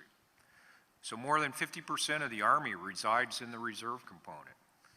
Warfighting, contingency operations, homeland defense, domestic response missions are all significant undertakings that require soldiers and units to be ready with little or no in all compos. So readiness is the Army Reserve's primary focus. General Brown talked about readiness the other day. Preparing units and individual soldiers to deploy and engage on short notice through Ready Force X, and I'll talk about that a little more, drives our strategy for manning, training, and equipping our operational force, or Fight Tonight, you've heard that term before, and operational depth formations supporting the nation. We have other units that will remain sized, trained, and postured to protect the nation and its interests in our strategic, or as our strategic depth, they're needed beyond the 120-day point. So, a little more on Ready Force X. When sustained, unified land operations are required, the Army integrates and synchronizes all of the military services, and we've heard that for the last 2 days, but it can only do so with the support of the Army Reserve, which provides much of the Army's critical technical enablers. Ready Force X is about 300 plus units prepared to deploy within, and it's a broad range, but based upon op plans on tip fids, prepared to deploy in the first up to 90 days. There are some units that will go within a handful of days. I'll just leave it at that. All these units will meet readiness standards outlined by Headquarters DA, FORSCOM, same ones that all of you are following, in order to fight, survive, and win against current and emerging threats. But there's a need to balance our requirements. One primary challenge will be how to balance the requirements of today while training for the challenges of tomorrow. And again, that's not peculiar to the Army Reserve or any component, that's all compos. The Army Reserve continues to support rotational operations such as Inherent Resolve, Atlantic Resolve, Spartan Shield, Freedom Sentinel, Pacific Pathways, but without losing sight of our primary purpose, which is to win the nation's wars. Equipping and modernizing the Army and Army Reserve will help the total force to support operations across multiple domains. However, budget constraints, we've seen that, risk compatibility among Army formations and within supported units, and degrade capabilities needed to respond. Sequestration, you've heard that term, it's still the law of the land, has adversely impacted critical Army Reserve capabilities, leading to a reduction of about 60% in new procurement over the last 5 years. And again, that's not that's not peculiar to the Army Reserve. At-risk enabling capabilities unique to the Army Reserve include petroleum transportation and distro, general supply, engineering, mobility. Without a clearly defined investment strategy and sustained funding, the lack of modernized platforms will hinder our ability to provide direct support. The one risk, peculiar and acute risk, is in mission control. Army Battle Command System, Command Post of the Future, Blue Force Tracker, and again, this is not peculiar to the Army Reserve, but a lot of these systems are incompatible. We have different versions than other units. The National Defense Act last year, or this year, NDAA FY17 authorized increases in strength. AC was 16K, Guard was 8K, Army Reserve was 4K. Right now, we are pretty close to that. Our strength was 190, target is 199. We're about 198.3 right now, but in responding to this, it's a total force. We provided extra drill instructors to start training all 3 compos, recruits coming in. We've also supported the call to active duty. Many of you have probably seen that. So this year I expect to send between 1,000 and 2,000 Army Reserve soldiers into the active component. On the training side, of course, total force training must be integrated between all 3 compos. We've made a lot of progress, but we continue to press on that. And lastly, and you know, unless you've lived it, it's hard to really understand. Another balancing requirement is with our soldiers balancing their training requirements. 39 days is statutory, but most Army Reserve soldiers train and Guard true the same 50, 55, 60 days a year, balancing the Army requirements with the requirements to maintain a civilian career. We cannot task our soldiers to so much that it hurts their civilian career. Again, part of what they bring to the table are their civilian acquired skills. And cyber is just one of those. General Frost talked about that. So being able to tap into experts in the cyber field that work for industry and tap into them as Army Reserve and Guard personnel in units to support the Army. So in conclusion, and I'm past 0, so I understand what General Perkins was talking about. America's Army Reserve requires an all-volunteer force comprised of resilient soldiers, civilians, families, supported by engaged employers. So not just our industry partners, but for us, those industry partners in most cases, in a lot of cases, are our employers. They employ Army Reserve soldiers. And caring communities to sustain its unique capabilities today and in the future. The Army Reserve's commitment to readiness and integration is a priority for top leadership. It's our responsibility to be there for the Army with whatever the Army needs to win America's wars. Everything is judged against readiness, particularly given the demand to fight tonight now. This is a team sport. No compo can go it alone. So empowering the team through total force integration is the only solution. America's Army Reserve, we are not a standalone component within the total Army. We're not a separate institution apart from others. This is a team effort. We're a critical part of the United States Army, trusted professionals, good teammates. Most of you have seen that. You go downrange now, you can't tell. It says U.S. Army. I don't care what compo you're in, whose only mission is to serve the Army and the nation at home and abroad. Never before in the history of our nation has the Army Reserve's level of experience, professionalism, and leadership been as high. And through the Army's total force integration efforts, we will maintain those high standards well into the future. Thank you.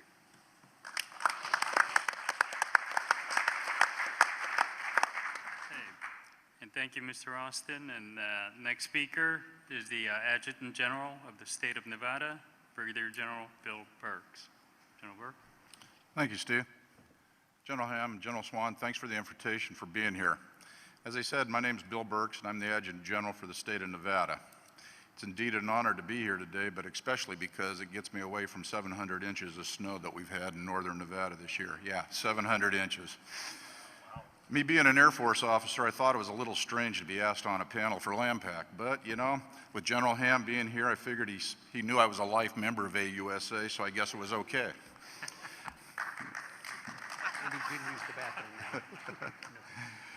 It seems, you know, with the reemergence of Russia and China, that everybody's talking about going back into a new Cold War of sorts. So give me a slide.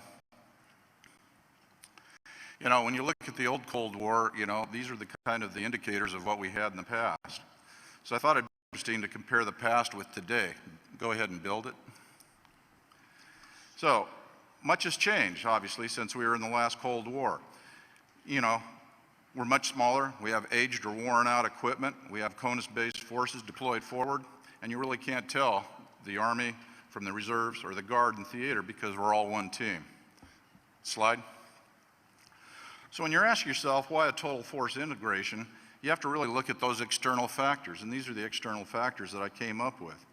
And actually, when you look at these factors, I think most people would agree that these are still true. But the thing is, this isn't new. This slide and the previous slide was from a briefing I prepared 20 years ago when I was on the Air Staff. And guess what? I was working on total force integration then. And so as the old saying goes, the more things change, the more they're the same, or simply history has a way of repeating itself. Okay, so now let's have a new slide. Okay. When you talk about the reserve components, whether it be the Guard or the reserves, the one word that seems to keep coming up is accessibility. Well, accessibility for the reserve and the Guard is simple. It's about predictability. Nothing more, but nothing less. It's about balancing your military life with your family or personal life and your professional life. The next two most important things that are on the slide are the commonality of equipment and the resources and the ability to train on those equipment. The next one I put down is Objective T. In my humble opinion, this is the key for the Army's future total force integration because it gives measurable standards in those areas that are emphasized for measurement. Simply put, what gets measured gets accomplished. Lastly, I want to mention predictability again because it's that important. Remember it as the symbol of the Minuteman's tri-corner hat. And think of it as one corner being military life, one corner being family life, and one corner being professional life, and the balancing act that constantly goes on. And then finally, remember that accessibility is determined by that predictability or the balancing of that hat. Slide. Okay, these are the keys to integration, in my opinion, and the future of the total force integration. If you stay flexible and open-minded, then you won't miss any opportunities when they come before you, and you'll be able to see them for what they are, opportunities and not roadblocks. And you gotta think big and you gotta think small. No opportunity can afford to be missed. Slide. So, under the area of big, in order to meet the objectives of Objective T, the Guard Bureau just launched Army National Guard 4.0. I don't know what 1, 2, and 3 was, but we've got 4.0 now. And it's a concept, you know, to make sure that the Army National Guard is increasing their overall combat readiness through multiple organization and cultural changes. And it's designed to meet the Army's guidance that the Army provide increased combat and enabling capability more rapidly and to decrease the Army risk overall in meeting the operational plans and the emergency contingency requirements. The Guard Bureau in the States will be doing this by developing a more dynamic and innovative leaders to meet that growing demand. We'll also leverage our installation in our facilities out in the States where possible to increase that readiness. Remember what General Perkins said about doing home station training? That's exactly what they were looking at. The Guard Bureau is also willing, for the first time in my history, to possibly restation force structure to reduce that risk. Remember predictability in the tri-corner hat? Well, that was one corner. Objective T is one corner of that hat. Now, they'll also be looking at increasing soldier incentives and supporting enhanced employer incentives to help with the other two of the three corners of that hat. Some of this muscle movement has already started, but most of it will occur in fiscal year 18 and beyond. Next slide. One of the things that is unique about the Guard is, and it's small, and I put small, is the state partnership program, but it's an amazing tool if you think about it for the combatant commanders and the State Department. When you think of the three pillars of USRPAC of build the foundation of readiness, set the path to multi-domain battle, and empower the team with mission command, you can focus on these priorities by accomplishing what your state partner needs, and one of our members of our state is out in the audience today. It's all about building strategic partnerships with them by tailoring your strategic engagements to meet their needs and to provide multiple options to the combatant commander, in this case, PACOM. Lastly, it helps your state partner get ready for their role in multi-domain battle. Some of the examples of our mill-to-mill engagements have included training with night vision goggles, military police exchanges, combat lifesaver, maritime security. You know, Nevada's an expert on that. We've got a lot of ocean. And legal exchanges. Well, we do this year after 700 inches of snow. The examples of what's been done in Tonga have no means all-inclusive. Remember, it's about flexibility and open-mindedness. The main thing is not to be a defibrillator. And what I mean by this, go ahead and build the slide. I was in a meeting with the U.S. Ambassador and the Acting Secretary of Defense for Papua New Guinea. She was talking about how they enjoyed working with the U.S. military, but in doing so, every time they did a major exercise with the United States, it drained their entire defense budget for the year by doing that one major exercise. It was a huge shock to their system, just like a defibrillator. And it took much too long for them to recover. Go ahead and build. In my honest opinion, and what you want the state partnership should be is like a constant heartbeat. It's 5 to 7 people for 5 to 7 days for 5 to 7 times a year. It's about consistency, it's about relationships, and it's about professionalism. Go ahead and hit the slide. And when you do that, these are the types of results that are possible that have lasting impacts, not only on your military counterparts, but on the host nation's citizens and lifetime memories and friendships you'll build with your state partnership counterparts. Remember, their captains and your captains of today will be their senior leaders tomorrow. For example, their former chief of defense is now their ambassador to China. Okay, go ahead and build. And kind of leaving you, as I remember going back to slide 3 when I said more things that change, the more they stay the same, I'd like to leave you with this final thought about total force integration from one of our founding fathers. I think he was a giant in our history. And it definitely shows that General Milley has definitely got it right with flexibility and opportunities. So I'd like to thank you for the opportunity to present.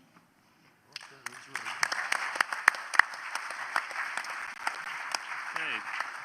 Thank you, General Burke, for your insight into the National Guard's integration of active component here in the Pacific. And now I'll turn the floor over to Major General Cavoli. Sir. Thanks, Steve. Too many dignitaries in the audience to recognize everybody, so all protocol observed. With one exception, Lieutenant General retired Dubik, former Lightning 6. Welcome home, sir. Good to see you. You've straightened out my spring skiing plans. Thank you very much. It'll be at Squaw.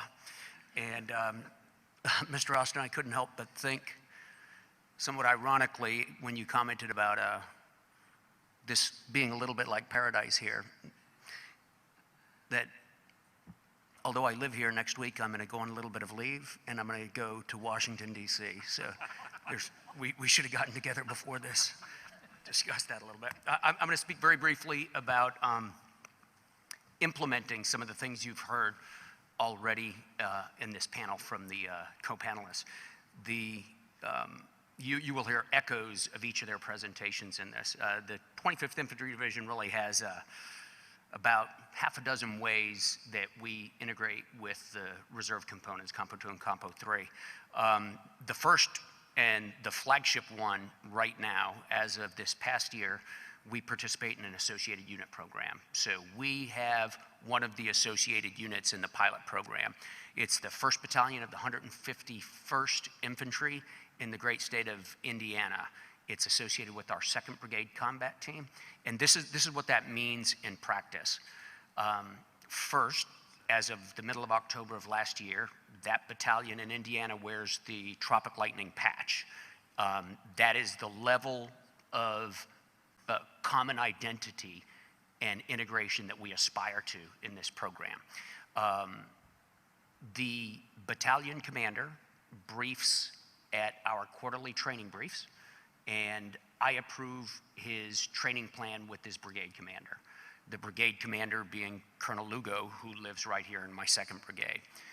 The battalion commander is responsible to Colonel Lugo, my brigade commander, for his entire readiness reporting regime, personnel, equipment, training, and maintenance status. This is a very, very profound relinquishment of control on the part of the National Guard. What they get in return for it is direct association and direct training support from an active component unit. I think it goes very, very well. It is only going to get deeper. We've had our officers and NCOs go out to help with annual training. We've helped prepare for annual training. We will attend their annual training this year. We bring their officers and NCOs out here to participate in our staff exercises. And most fundamentally, we're about to exchange company commanders and first sergeants with them, where an active company commander handpicked and a first sergeant will go serve in the 1st of the 151st in Indiana, and they will send one to 2nd Brigade in reverse to command an active component company. We get a lot out of it. Our brigade, by virtue of this partnership, gets access to Camp Atterbury and the wonderful training facilities they have, many of which I do not have here in Hawaii. So that's the associated unit program. The second thing we participate in is the partnered unit program, which Mr. Austin described a minute ago. It's sort of the superset of the AUP. And it's a little bit less formal. We don't formally have a relationship with them. It's a partnered relationship, but it's with 2 great units. The first is the 100 of the 442nd, one of the most storied units in modern American military history. They work for General Curta in the 9th MSC Reserve Command, and they are partnered with our 3rd Brigade. In the informal relationship, Steve has given the same sort of authorities and training schedule alignment to our 3rd Brigade as the associated unit program gives as well. So that's a very tight relationship. A little looser would be the relationship 3rd Brigade has with the 29th IBCT of the Hawaii National Guard. It's a little looser only in concept. We don't approve training schedules that have that level of integration, but we have a very profound and frequent interaction during training events on a routine basis. We are also able to advocate for those units when we do our training resourcing systems.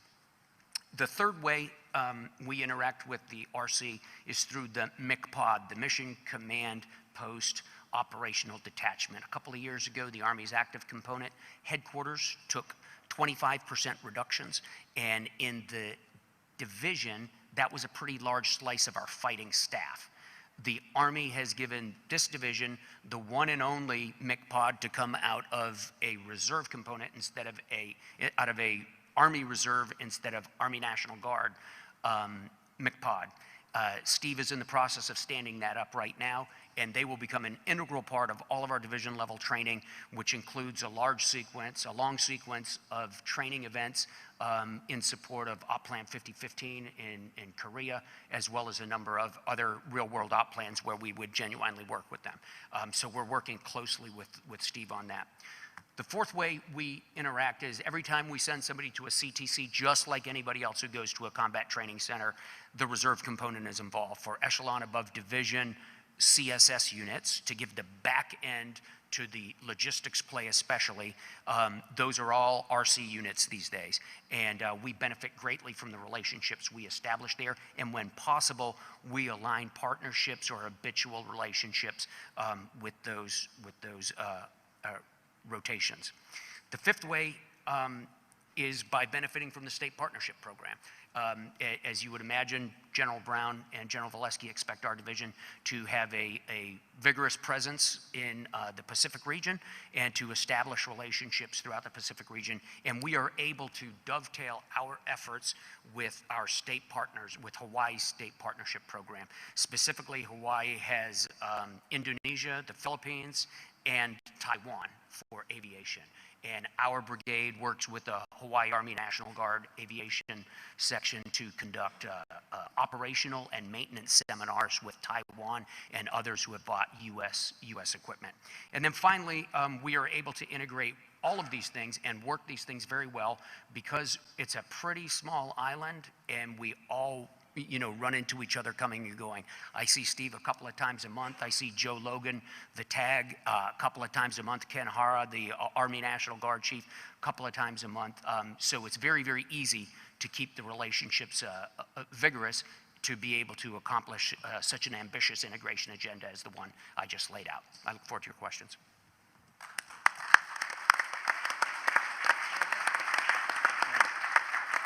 All right, thank you, General Capoli. And finally, here to discuss Canada's experience with Total Force Station, Brigadier General Rob Roy McKenzie. Sir, the floor is yours. Thank you very much. I'd like to thank AUSA, General Hem, General Swan, and specifically panel members and General Curtis, Stephen, for the personal invitation here. A very special year for Canada. It is our 150th anniversary of Confederation on the 1st of July. And just recently, a commemoration of the 100th anniversary of the Battle of Vimy Ridge on the 9th to the 12th of April of this year. Very significant for Canada. The first time our 4 Canadian divisions served together under the Canadian Corps in World War I. That commemoration was at the Vimy Ridge itself, and the memorial holds the names of over 11,000 Canadian war dead that have no known grave. So very significant for our country, and my honor to be able to come and speak on behalf of the Canadian Army today. I have about 6 or 7 slides that I'm going to speak to, really to describe the Canadian Army so that you understand where we come from when we talk about integration and really what that means for our Army. So next slide, please. These are kind of the key topics that I'll hit, and I'm mindful, and I'll move on to the first slide and talk about the structure of the Canadian Army, what that means for our, next slide please, what that means for our multi-components, regular and reserve. So we do operate in a unified and integrated command structure. The division is where this comes together. So as you see there from left to right, and we wear the divisional color patches today based on our history. So the 2nd Division in blue, each one of the first 3 you see there has a Canadian Mechanized Brigade Group. So that is the regular brigade that has all combined arms, support arms and supporting arms. What you would think of divisional troops don't exist in the same way. That Mechanized Brigade Group is exactly that. It's not simply a brigade. You'll see the icons below those. Those are Canadian brigade groups, and those are the reserve brigades that are part of those divisions as well. The difference with the 5th Canadian Division is it has in its structure today 2 reserve brigades and a new brigade structure, the Canadian Combat Support Brigade, our Enablers Brigade. Not on the slide there, but we're in the process of building that based on our operational experience. On the far right, you see our Canadian Doctrine and Training Center. Of course, our Maneuver Training Center, our Staff College, Combat Training Center, that institutional piece that's part of our Army. And the one other piece that I'll mention, which is part of our Canadian Joint Operations Command, or CJOC, that is our operational overseas or domestic overarching Canadian headquarters. And the 1st Canadian Division is that deployable either land component or joint task force headquarters, 2-star level headquarters that's deployable for Canada. Our divisional headquarters are more of a force generation base. The last point I'll mention is all of this is in the context of our Army operating concept, adaptive dispersed operations, being able to aggregate, disperse, re-aggregate, of course, across domains, which obviously you will have seen as a very familiar concept. For us, there's 2 rollouts that have come out of that sort of doctrinal concept. One was our force structure for 2013, which focused on the details at the battle group level and that integration of our 2 components. And then most recently, a document called Waypoint 2018, which focuses on the brigade group headquarters as that lowest level where all things can be integrated, and all of the enablers. Next slide, please. To hit the role of the Canadian Army Reserve now, really I'll draw your attention to the professional part-time force, but it provides local engagement, the responsive integrated capability at home and abroad. And those, the local engagement and responsive integrated capability are the keys in that phrase for us. Next slide, please. Here I'll speak in a little more detail. In the last couple of slides I'll go through very quickly, which deal with our managed readiness plan. So this, as you can see on the fringes, the numbers of the size of the Canadian Army, roughly 46,000, including the Canadian Rangers, about half of a little more than half of the Canadian Armed Forces, and about half of the Army, as we view it, is the Canadian Army Reserve. The little black dots you see are the major concentrations of Army Reserve locations, the headquarters across the regional areas where the divisions are. In gray, the largest region in the west, the 3rd Division. In green, the 4th Division in Ontario. Blue being Quebec, the 2nd Division. And on the Maritimes and Atlantic Coast, our 5th Division. All the little white dots you see are the roughly 414 locations of Canadian Ranger patrols on the coastal, northern, and remote areas of the country, and the Canadian Rangers being a very unique aspect of the Canadian Army. I'll hit on really two key aspects here, and that is the Canadian Army Reserve is the footprint of the Army across the country. And when people Canadians think of the Army, it's largely because they're close to an Army, within 45 minutes on average for most of our demographic centers. For our internal and domestic responses, we have organizations that come together in the Canadian brigade groups called territorial battalion groups for domestic response, each formed for each one of our 10 brigade groups. And in each one of the divisions, something called an Arctic Response Company group, which can either come under that territorial battalion group or under another task force for Arctic operations within Canada, and each one of the divisions has those. Again, both of those task organizations I described are reserve units or subunits. Next slide, please. I will go very quickly through really the highlights of our managed readiness plan and what that means. So of those 3 divisions that have regular brigades, I described the 3rd, 4th, and 5th from sort of east to west. Those being lead mounting divisions as we rotate through an either 18 to 36 month cycle, being 6, 6, and 6, or 12, 12, and 12 without a named operation. That's where we are right now, and that is on the cusp of change to much like we were in deployed operations for more than a decade in Afghanistan. In that managed readiness plan, we mount domestic operations, but the main is the road to high readiness training, as you see there on the key arm, and our individual and smaller subunits from the Army Reserve integrate into that high readiness training right from the outset. Our force generation strategy for the Army Reserve is that we see roughly, and we saw this over our deployment time in the Balkans and Afghanistan both, roughly 20% of every rotation is our Army Reserve personnel. It includes mostly individual augmentation, right from the most junior soldier up to 1 star, and form body augmentation, which we do look to improve to, and that is for things like force protection, convoy escort, persistent surveillance, influence activities, and other key enablers. As we move through, next slide please, as we move through how we see readiness in the future, we've seen a publication recently of a strengthening of the reserve, which will be the next thing I speak to.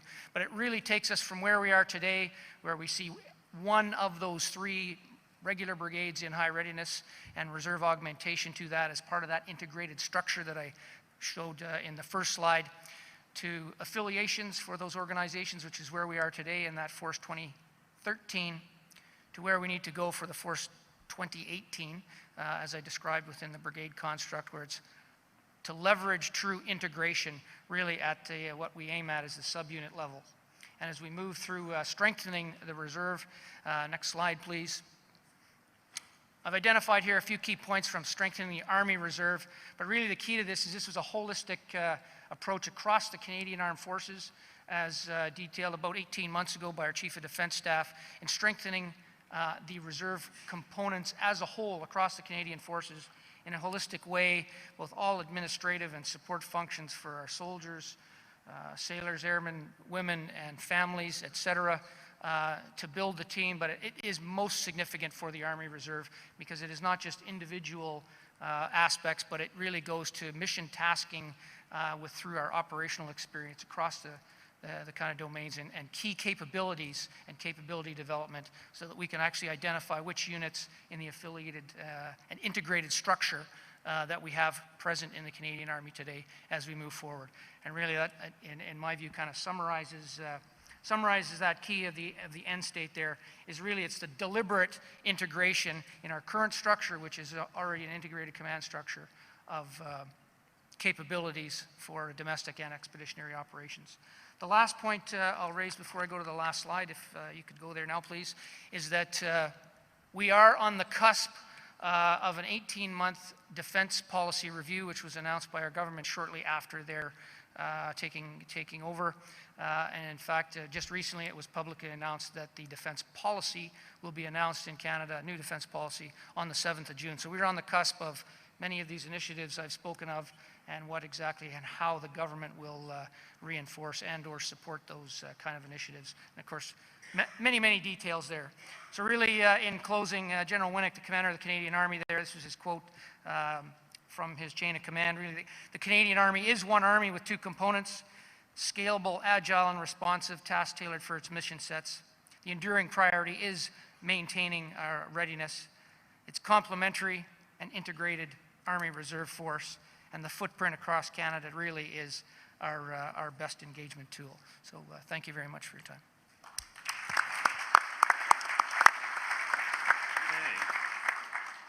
Thank you, Brigadier General McKenzie. And now let us open up our floor for some questions from the audience. I believe we have our first question for General Purser. Ma'am, if you could read the question first and respond accordingly. Thank you. Sure. So the question is, with the new blended retirement on the horizon, do you feel that it may negatively impact long-term retention of soldiers, especially in the senior grades?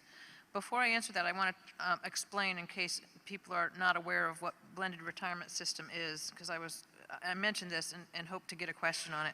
So this was not something that DOD just came up with. It was directed by Congress. And the reason it was directed by Congress is because in the AC, only 19% of soldiers receive a retirement.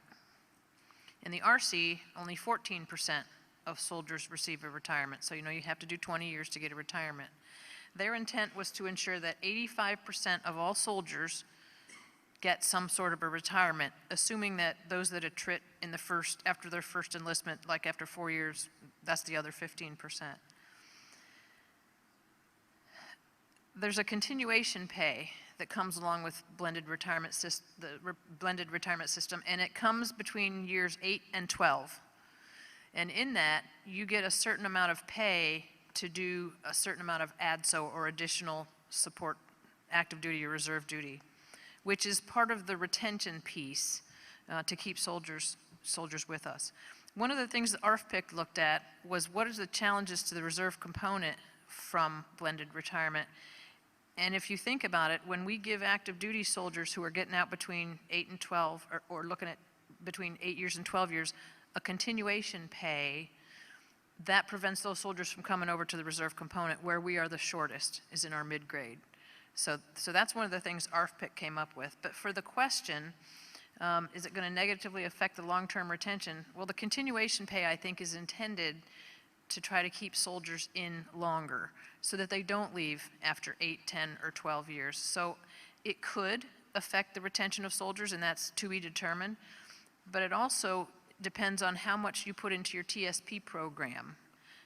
And so for those of you who are already serving, you get to opt in to blended retirement. You're not forced into it.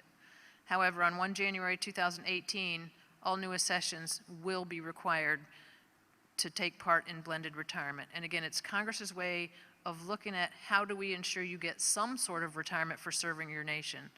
But whether or not it's going to impact long-term retention, that's, I think, to be determined depending on how much the continuation pay impacts their decisions. Mr. Austin? Okay, I got two questions here that are kind of nested. First one is, what criteria does the Army Reserve use to designate a unit as a Ready Force X contributor? What we, the Army Reserve, have done is look at the two primary op plans, one west, one east, look at the requirements on the TIPFID, the Time Phase Force Deployment data list, and and I can also tell you that they're dynamic, they're changing as forces to the west, USFK and UCOM look at these, that we're looking at what we really need when. So we've gone through and identified in the first 90 days what are the Army Reserve requirements to address those op plans. But on top of that, or part of that, back in the United States, there are two elements that are already there. One is the AERF, the Army Emergency Response Force. So that was a group of units that was identified for FORSCOM for quick response to something that comes up. Now I can tell you that the AERF will probably phase out as we, the total Army, focus more on op plans. And the other one is C2 CRE Alpha and Bravo. And what those are basically are command and control chemical radiological response elements. So they're all compos that are prepared to go within hours if there was some sort of event or something happened in the United States. So for our Ready Force X, we've kind of lumped all that together, looking at the first 90 days, and we've further split it into Fight Tonight is the first 30 days and 60 and 90. Because a lot of you have been on both ends. This is a transition for the Army. The last 15, 16 years, we've worked off a patch chart. You know, so you got identified a year out, 6 months out, so you knew what your timeline was and you knew what it would take to get there. But and we will continue, they're not part of Ready Force, but we will continue to support operations in CENTCOM and other things, but that is not what we're calling Ready Force. Ready Force is going back to the future that a lot of us lived. You had to pick up and go in hours and days, and that was it. So that's our criteria. I'd be happy to discuss. Anybody wants more detail. The second question that's nested in that is, how will Ready Force X impact a soldier's work-life balance? That is the question. And I'll be the first to admit that I don't have all the answers. And this will go to commanders and to soldiers. It's what I talked about. They have to maintain a civilian career. And actually, the tag from Nevada had, and you also have family commitments. So balancing all three of those things, we don't want somebody to have to give up their job in order to be a part-time soldier in the Army.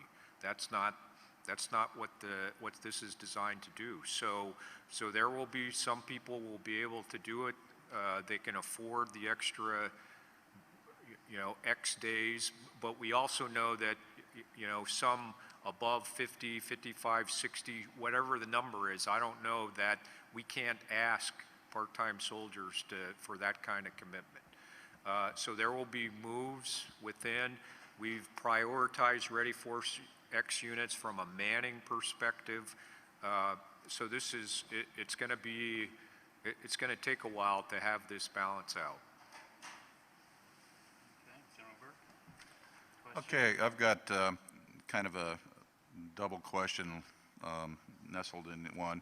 The first one is what do you see as the biggest limitations in Oceania and why?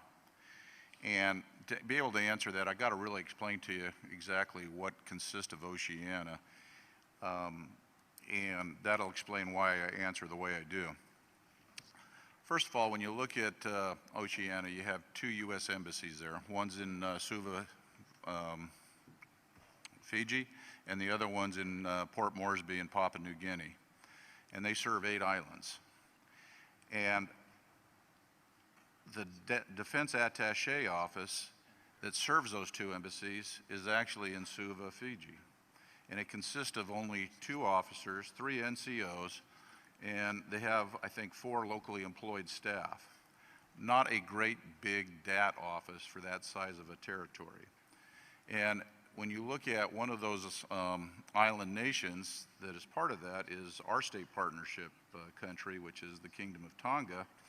And as a result of that, we've had to pick up a lot of what they call the bilateral affairs officer support duties, but we do it from Nevada all the way to Fiji. Now, obviously, technology allows us to do a lot of that, but it's no exception for having somebody on site 24/7, 365. So that's what I see as being one of the bigger limitations. But the other one is that when you look at those and they're all being served by one defense attaché, there really is a true need for a regional partnership in that Oceania region. Because when you look at those 8 island nations, they all have security concerns that are pretty similar. They have natural and man-made disasters that affect all the countries within the Oceania region because they all probably help each other out. They have legal authorities to support all the countries. It enhances our credibility and partner nations to provide regional stability. They rely on each other for initial response when something goes through there like a typhoon. So when you look at it, that just makes sense that you have a regional partnership, and something to support that regional partnership would be the need of a bilateral affairs officer. But when you look at the PACOM AOR writ large, I think there's 8 partnerships today, soon to be a 9th one with Malaysia coming on board. But there's only a total of 4 bilateral affairs officers for those 8 countries that are out there today. So I'd say that is probably the biggest limitation.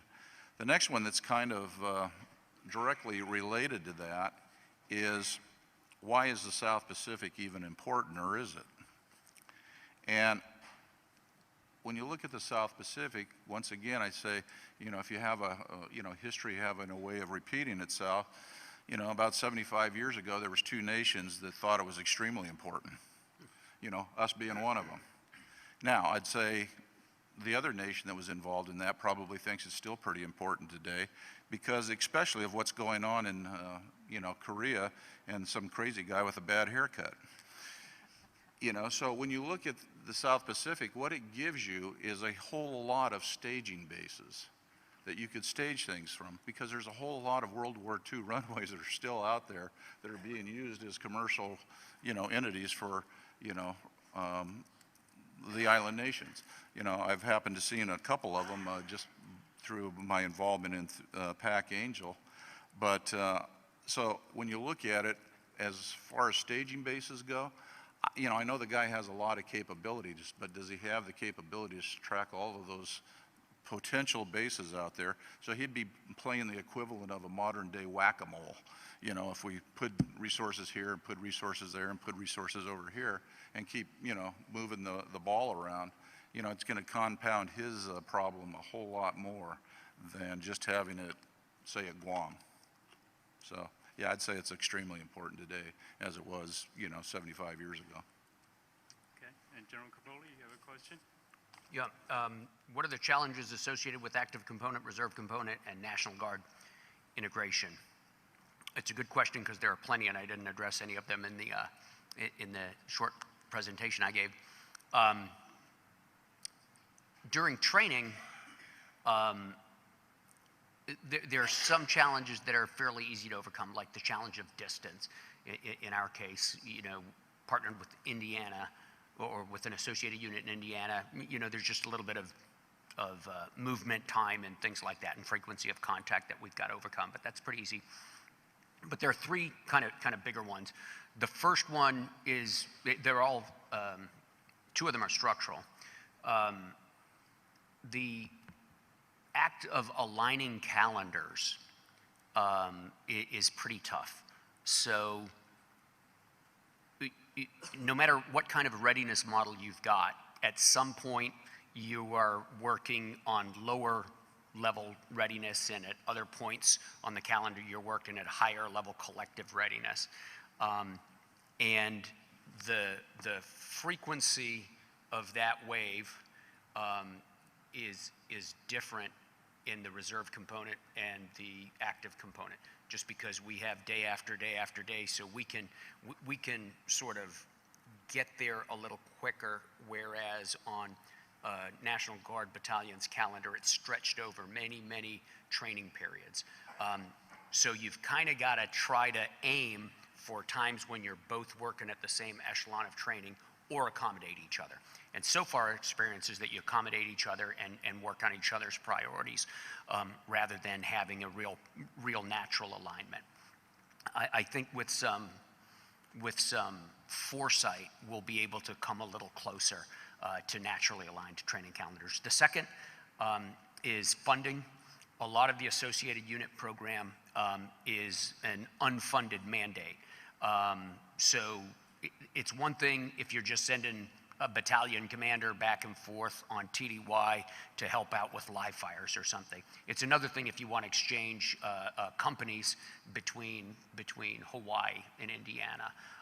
And then as we come farther up, you know, the true aspiration is for that battalion to be able to be part of 2nd Brigade on an operation. That's very difficult because that requires some live in-person training. There are some constructive ways and some simulation paths to getting there, but that is a limiting factor at some point, the funding will be. And then the third is a very important one. Historically, we have not modernized the National Guard on the same timelines or priority list as active component. So the timeline for an update to mission command systems is probably not the same in a National Guard unit as it is for the active component unit. And this leads to frequent problems with interoperability, especially in our computer systems, in our mission command systems. So we're going to have to, as an Army, align associated units, if we proceed with this after the pilot, align associated units modernization fielding programs and update programs with the active component unit they're associated with. In wartime, Mr. Austin already touched on this. In wartime, I think suddenly the challenges get much more profound in the beginning.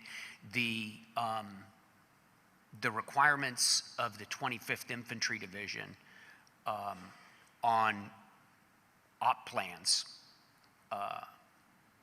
especially the tip fiddle, so the deployment timelines of the 25th Infantry Division are no place, they're not even on the same calendar as the timelines to mobilize the MCPOD that's supposed to come with us, or a National Guard battalion to become part of a brigade.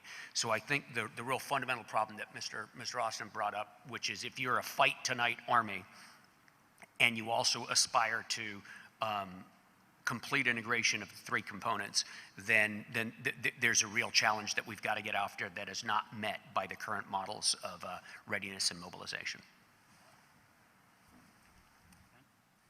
Thank you, General. General McKenzie, you have a question. Can you explain Canadian Rangers and their role in more detail? So, as one of my hats is Chief of Staff Army Reserve, I'm also the Canadian Ranger National Authority.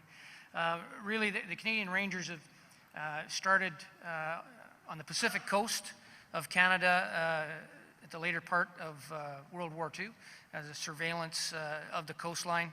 They're now today for the domestic and public safety type missions across most of the remote areas of Canada, the north, coastal areas, and the like. Do a lot of support to our own forces when they're maneuvering around those remote regions. So they're brought on because of their local area expertise.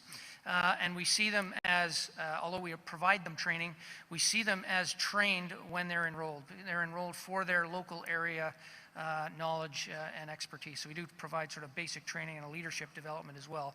But that's an add-on optional, so they're brought on that way. We do have annual training events for the Ranger Patrol groups where they aggregate together, whether it be for large-scale sovereignty type operations that they support, or one of the other missions that they do spend a lot of time doing is ground search and rescue in support of law enforcement or other local community areas, which is, you know, in remote areas, fairly significant, especially in that they understand and know how to live on the land, so to speak. So that's a really key component for the Canadian Forces. And General Purser, although you might be the wrong person I invited, you're quite popular here. You have more questions than anybody, so would you like to address next one? Yeah, okay, next question, and by the way, I'll be hanging around afterwards if I didn't get to answer your question, so if you want to talk to me then. So this question is, do we need to change strategic reserve era laws to better enable an operational reserve to be more responsive to National Command Authority requirements? Yeah, and I talked a little bit about this with the ULBs, Unified Legislative Budget Proposals. For example, we're trying to expand the 365 days to 455, so we can spend more time at First Army post-MOB train-up, especially since First Army has reduced the number of training units there. I'll go into a little bit more detail about the mobilization authorities, because that's huge. 12302 is the authority that most of us are under when we're on an active duty status, but it requires presidential approval, and it's funded by OCO. OCO is going away. We're not going to have OCO money, so we have to rely on 12304 Bravo. And that's why we've been looking so hard at trying to make changes for the benefits to 12304 Bravo. So some of the ones I mentioned earlier, the GI Bill, eligibility for training and rehab benefits, and reduced age retirement, the Secretary of the Army has all deemed them critical to the Army, and that's important. If he says they're critical to the Army going forward, they have more of a chance of being approved. However, I just heard today that the Office of Management and Budget disapproved the GI Bill being added to 12304 Bravo because over a 5-year period it would cost $55 million. Now, the VA funds that at no cost to DOD, but they had not budgeted for it. So that's huge for us if we're not going to have the GI Bill. If 12302 goes away and we have to rely on 12304, that's going to be a big challenge. But those are the kind of things that we do go after, the laws that we try to change to make sure that we are more responsive, and hopefully that answered that question. Okay. Mr. Austin, I believe you have one more question as well. Actually, I got 3, but you're quite popular as well. Yeah. Okay, first one, as important as is the shift to operational reserve, what risks is the nation accepting in the area of strategic reserves? Actually, I don't, personally, and what we, based upon our analysis, I don't think we are accepting any risk on the strategic reserve. So what I called is those that need to be ready after 120 days. Number one, because the Army Reserve is structured based upon the needs of the Army. So every year we go, in the Pentagon, we go through a force structure drill, looking to see what the Army needs, and it's all compos.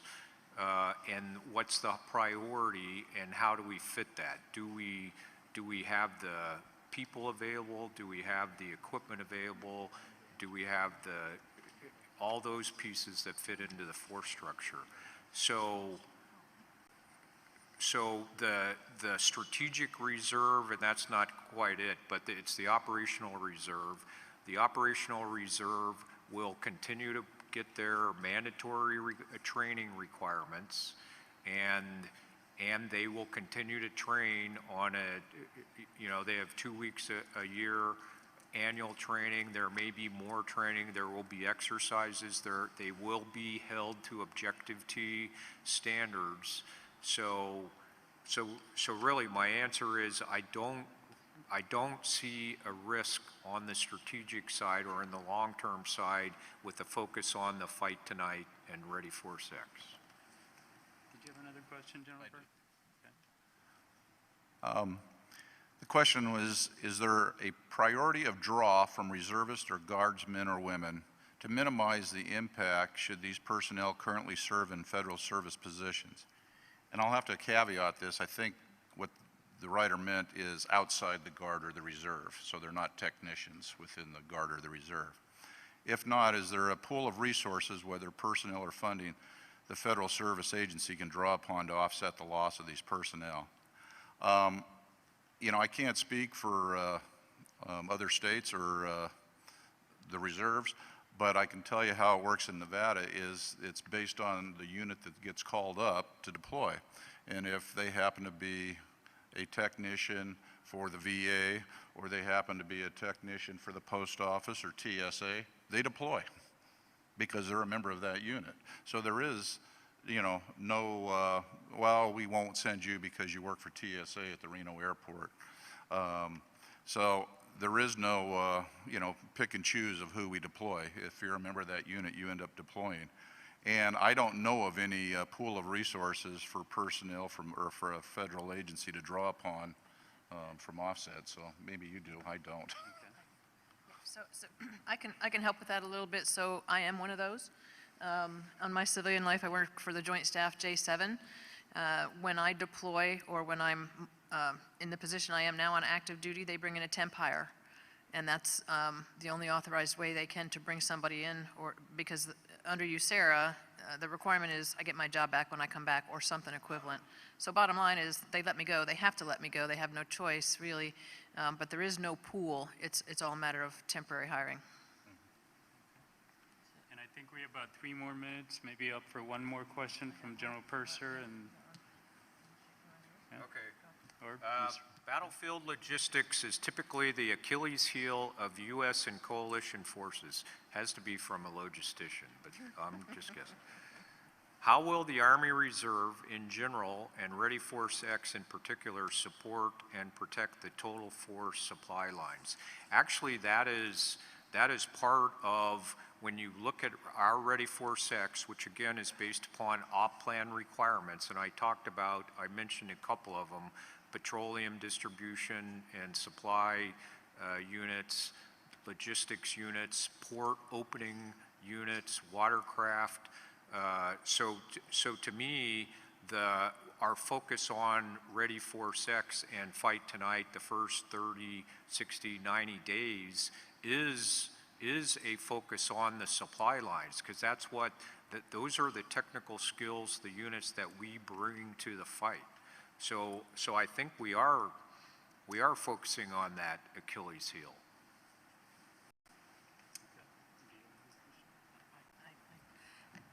Just one comment. Whoever asked me the question about IMAs and not having training or weapons, I'm happy to talk to you about that afterwards. Thanks. Great.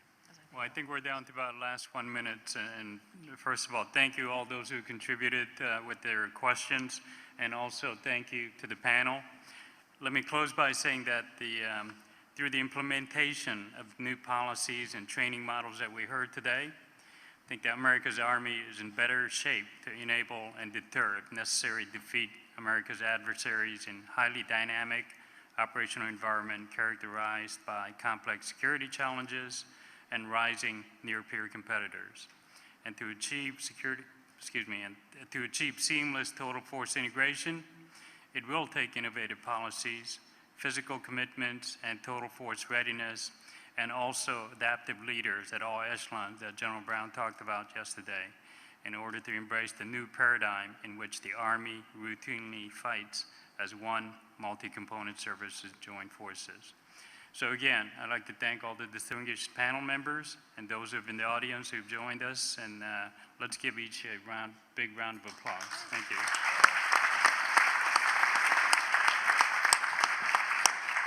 Thank you.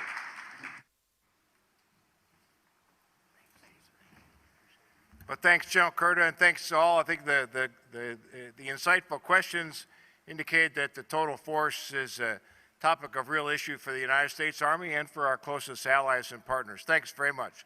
That concludes the activities for Day 2 at LandPAC 2017.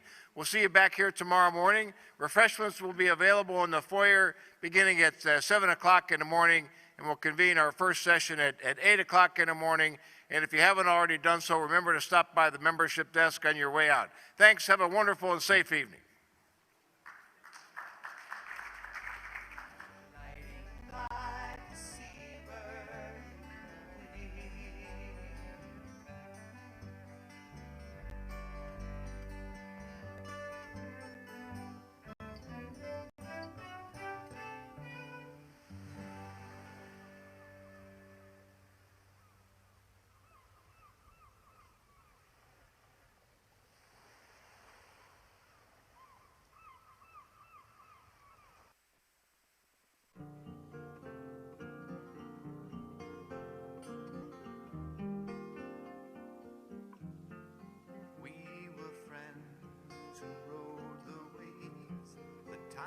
spent in our younger days was all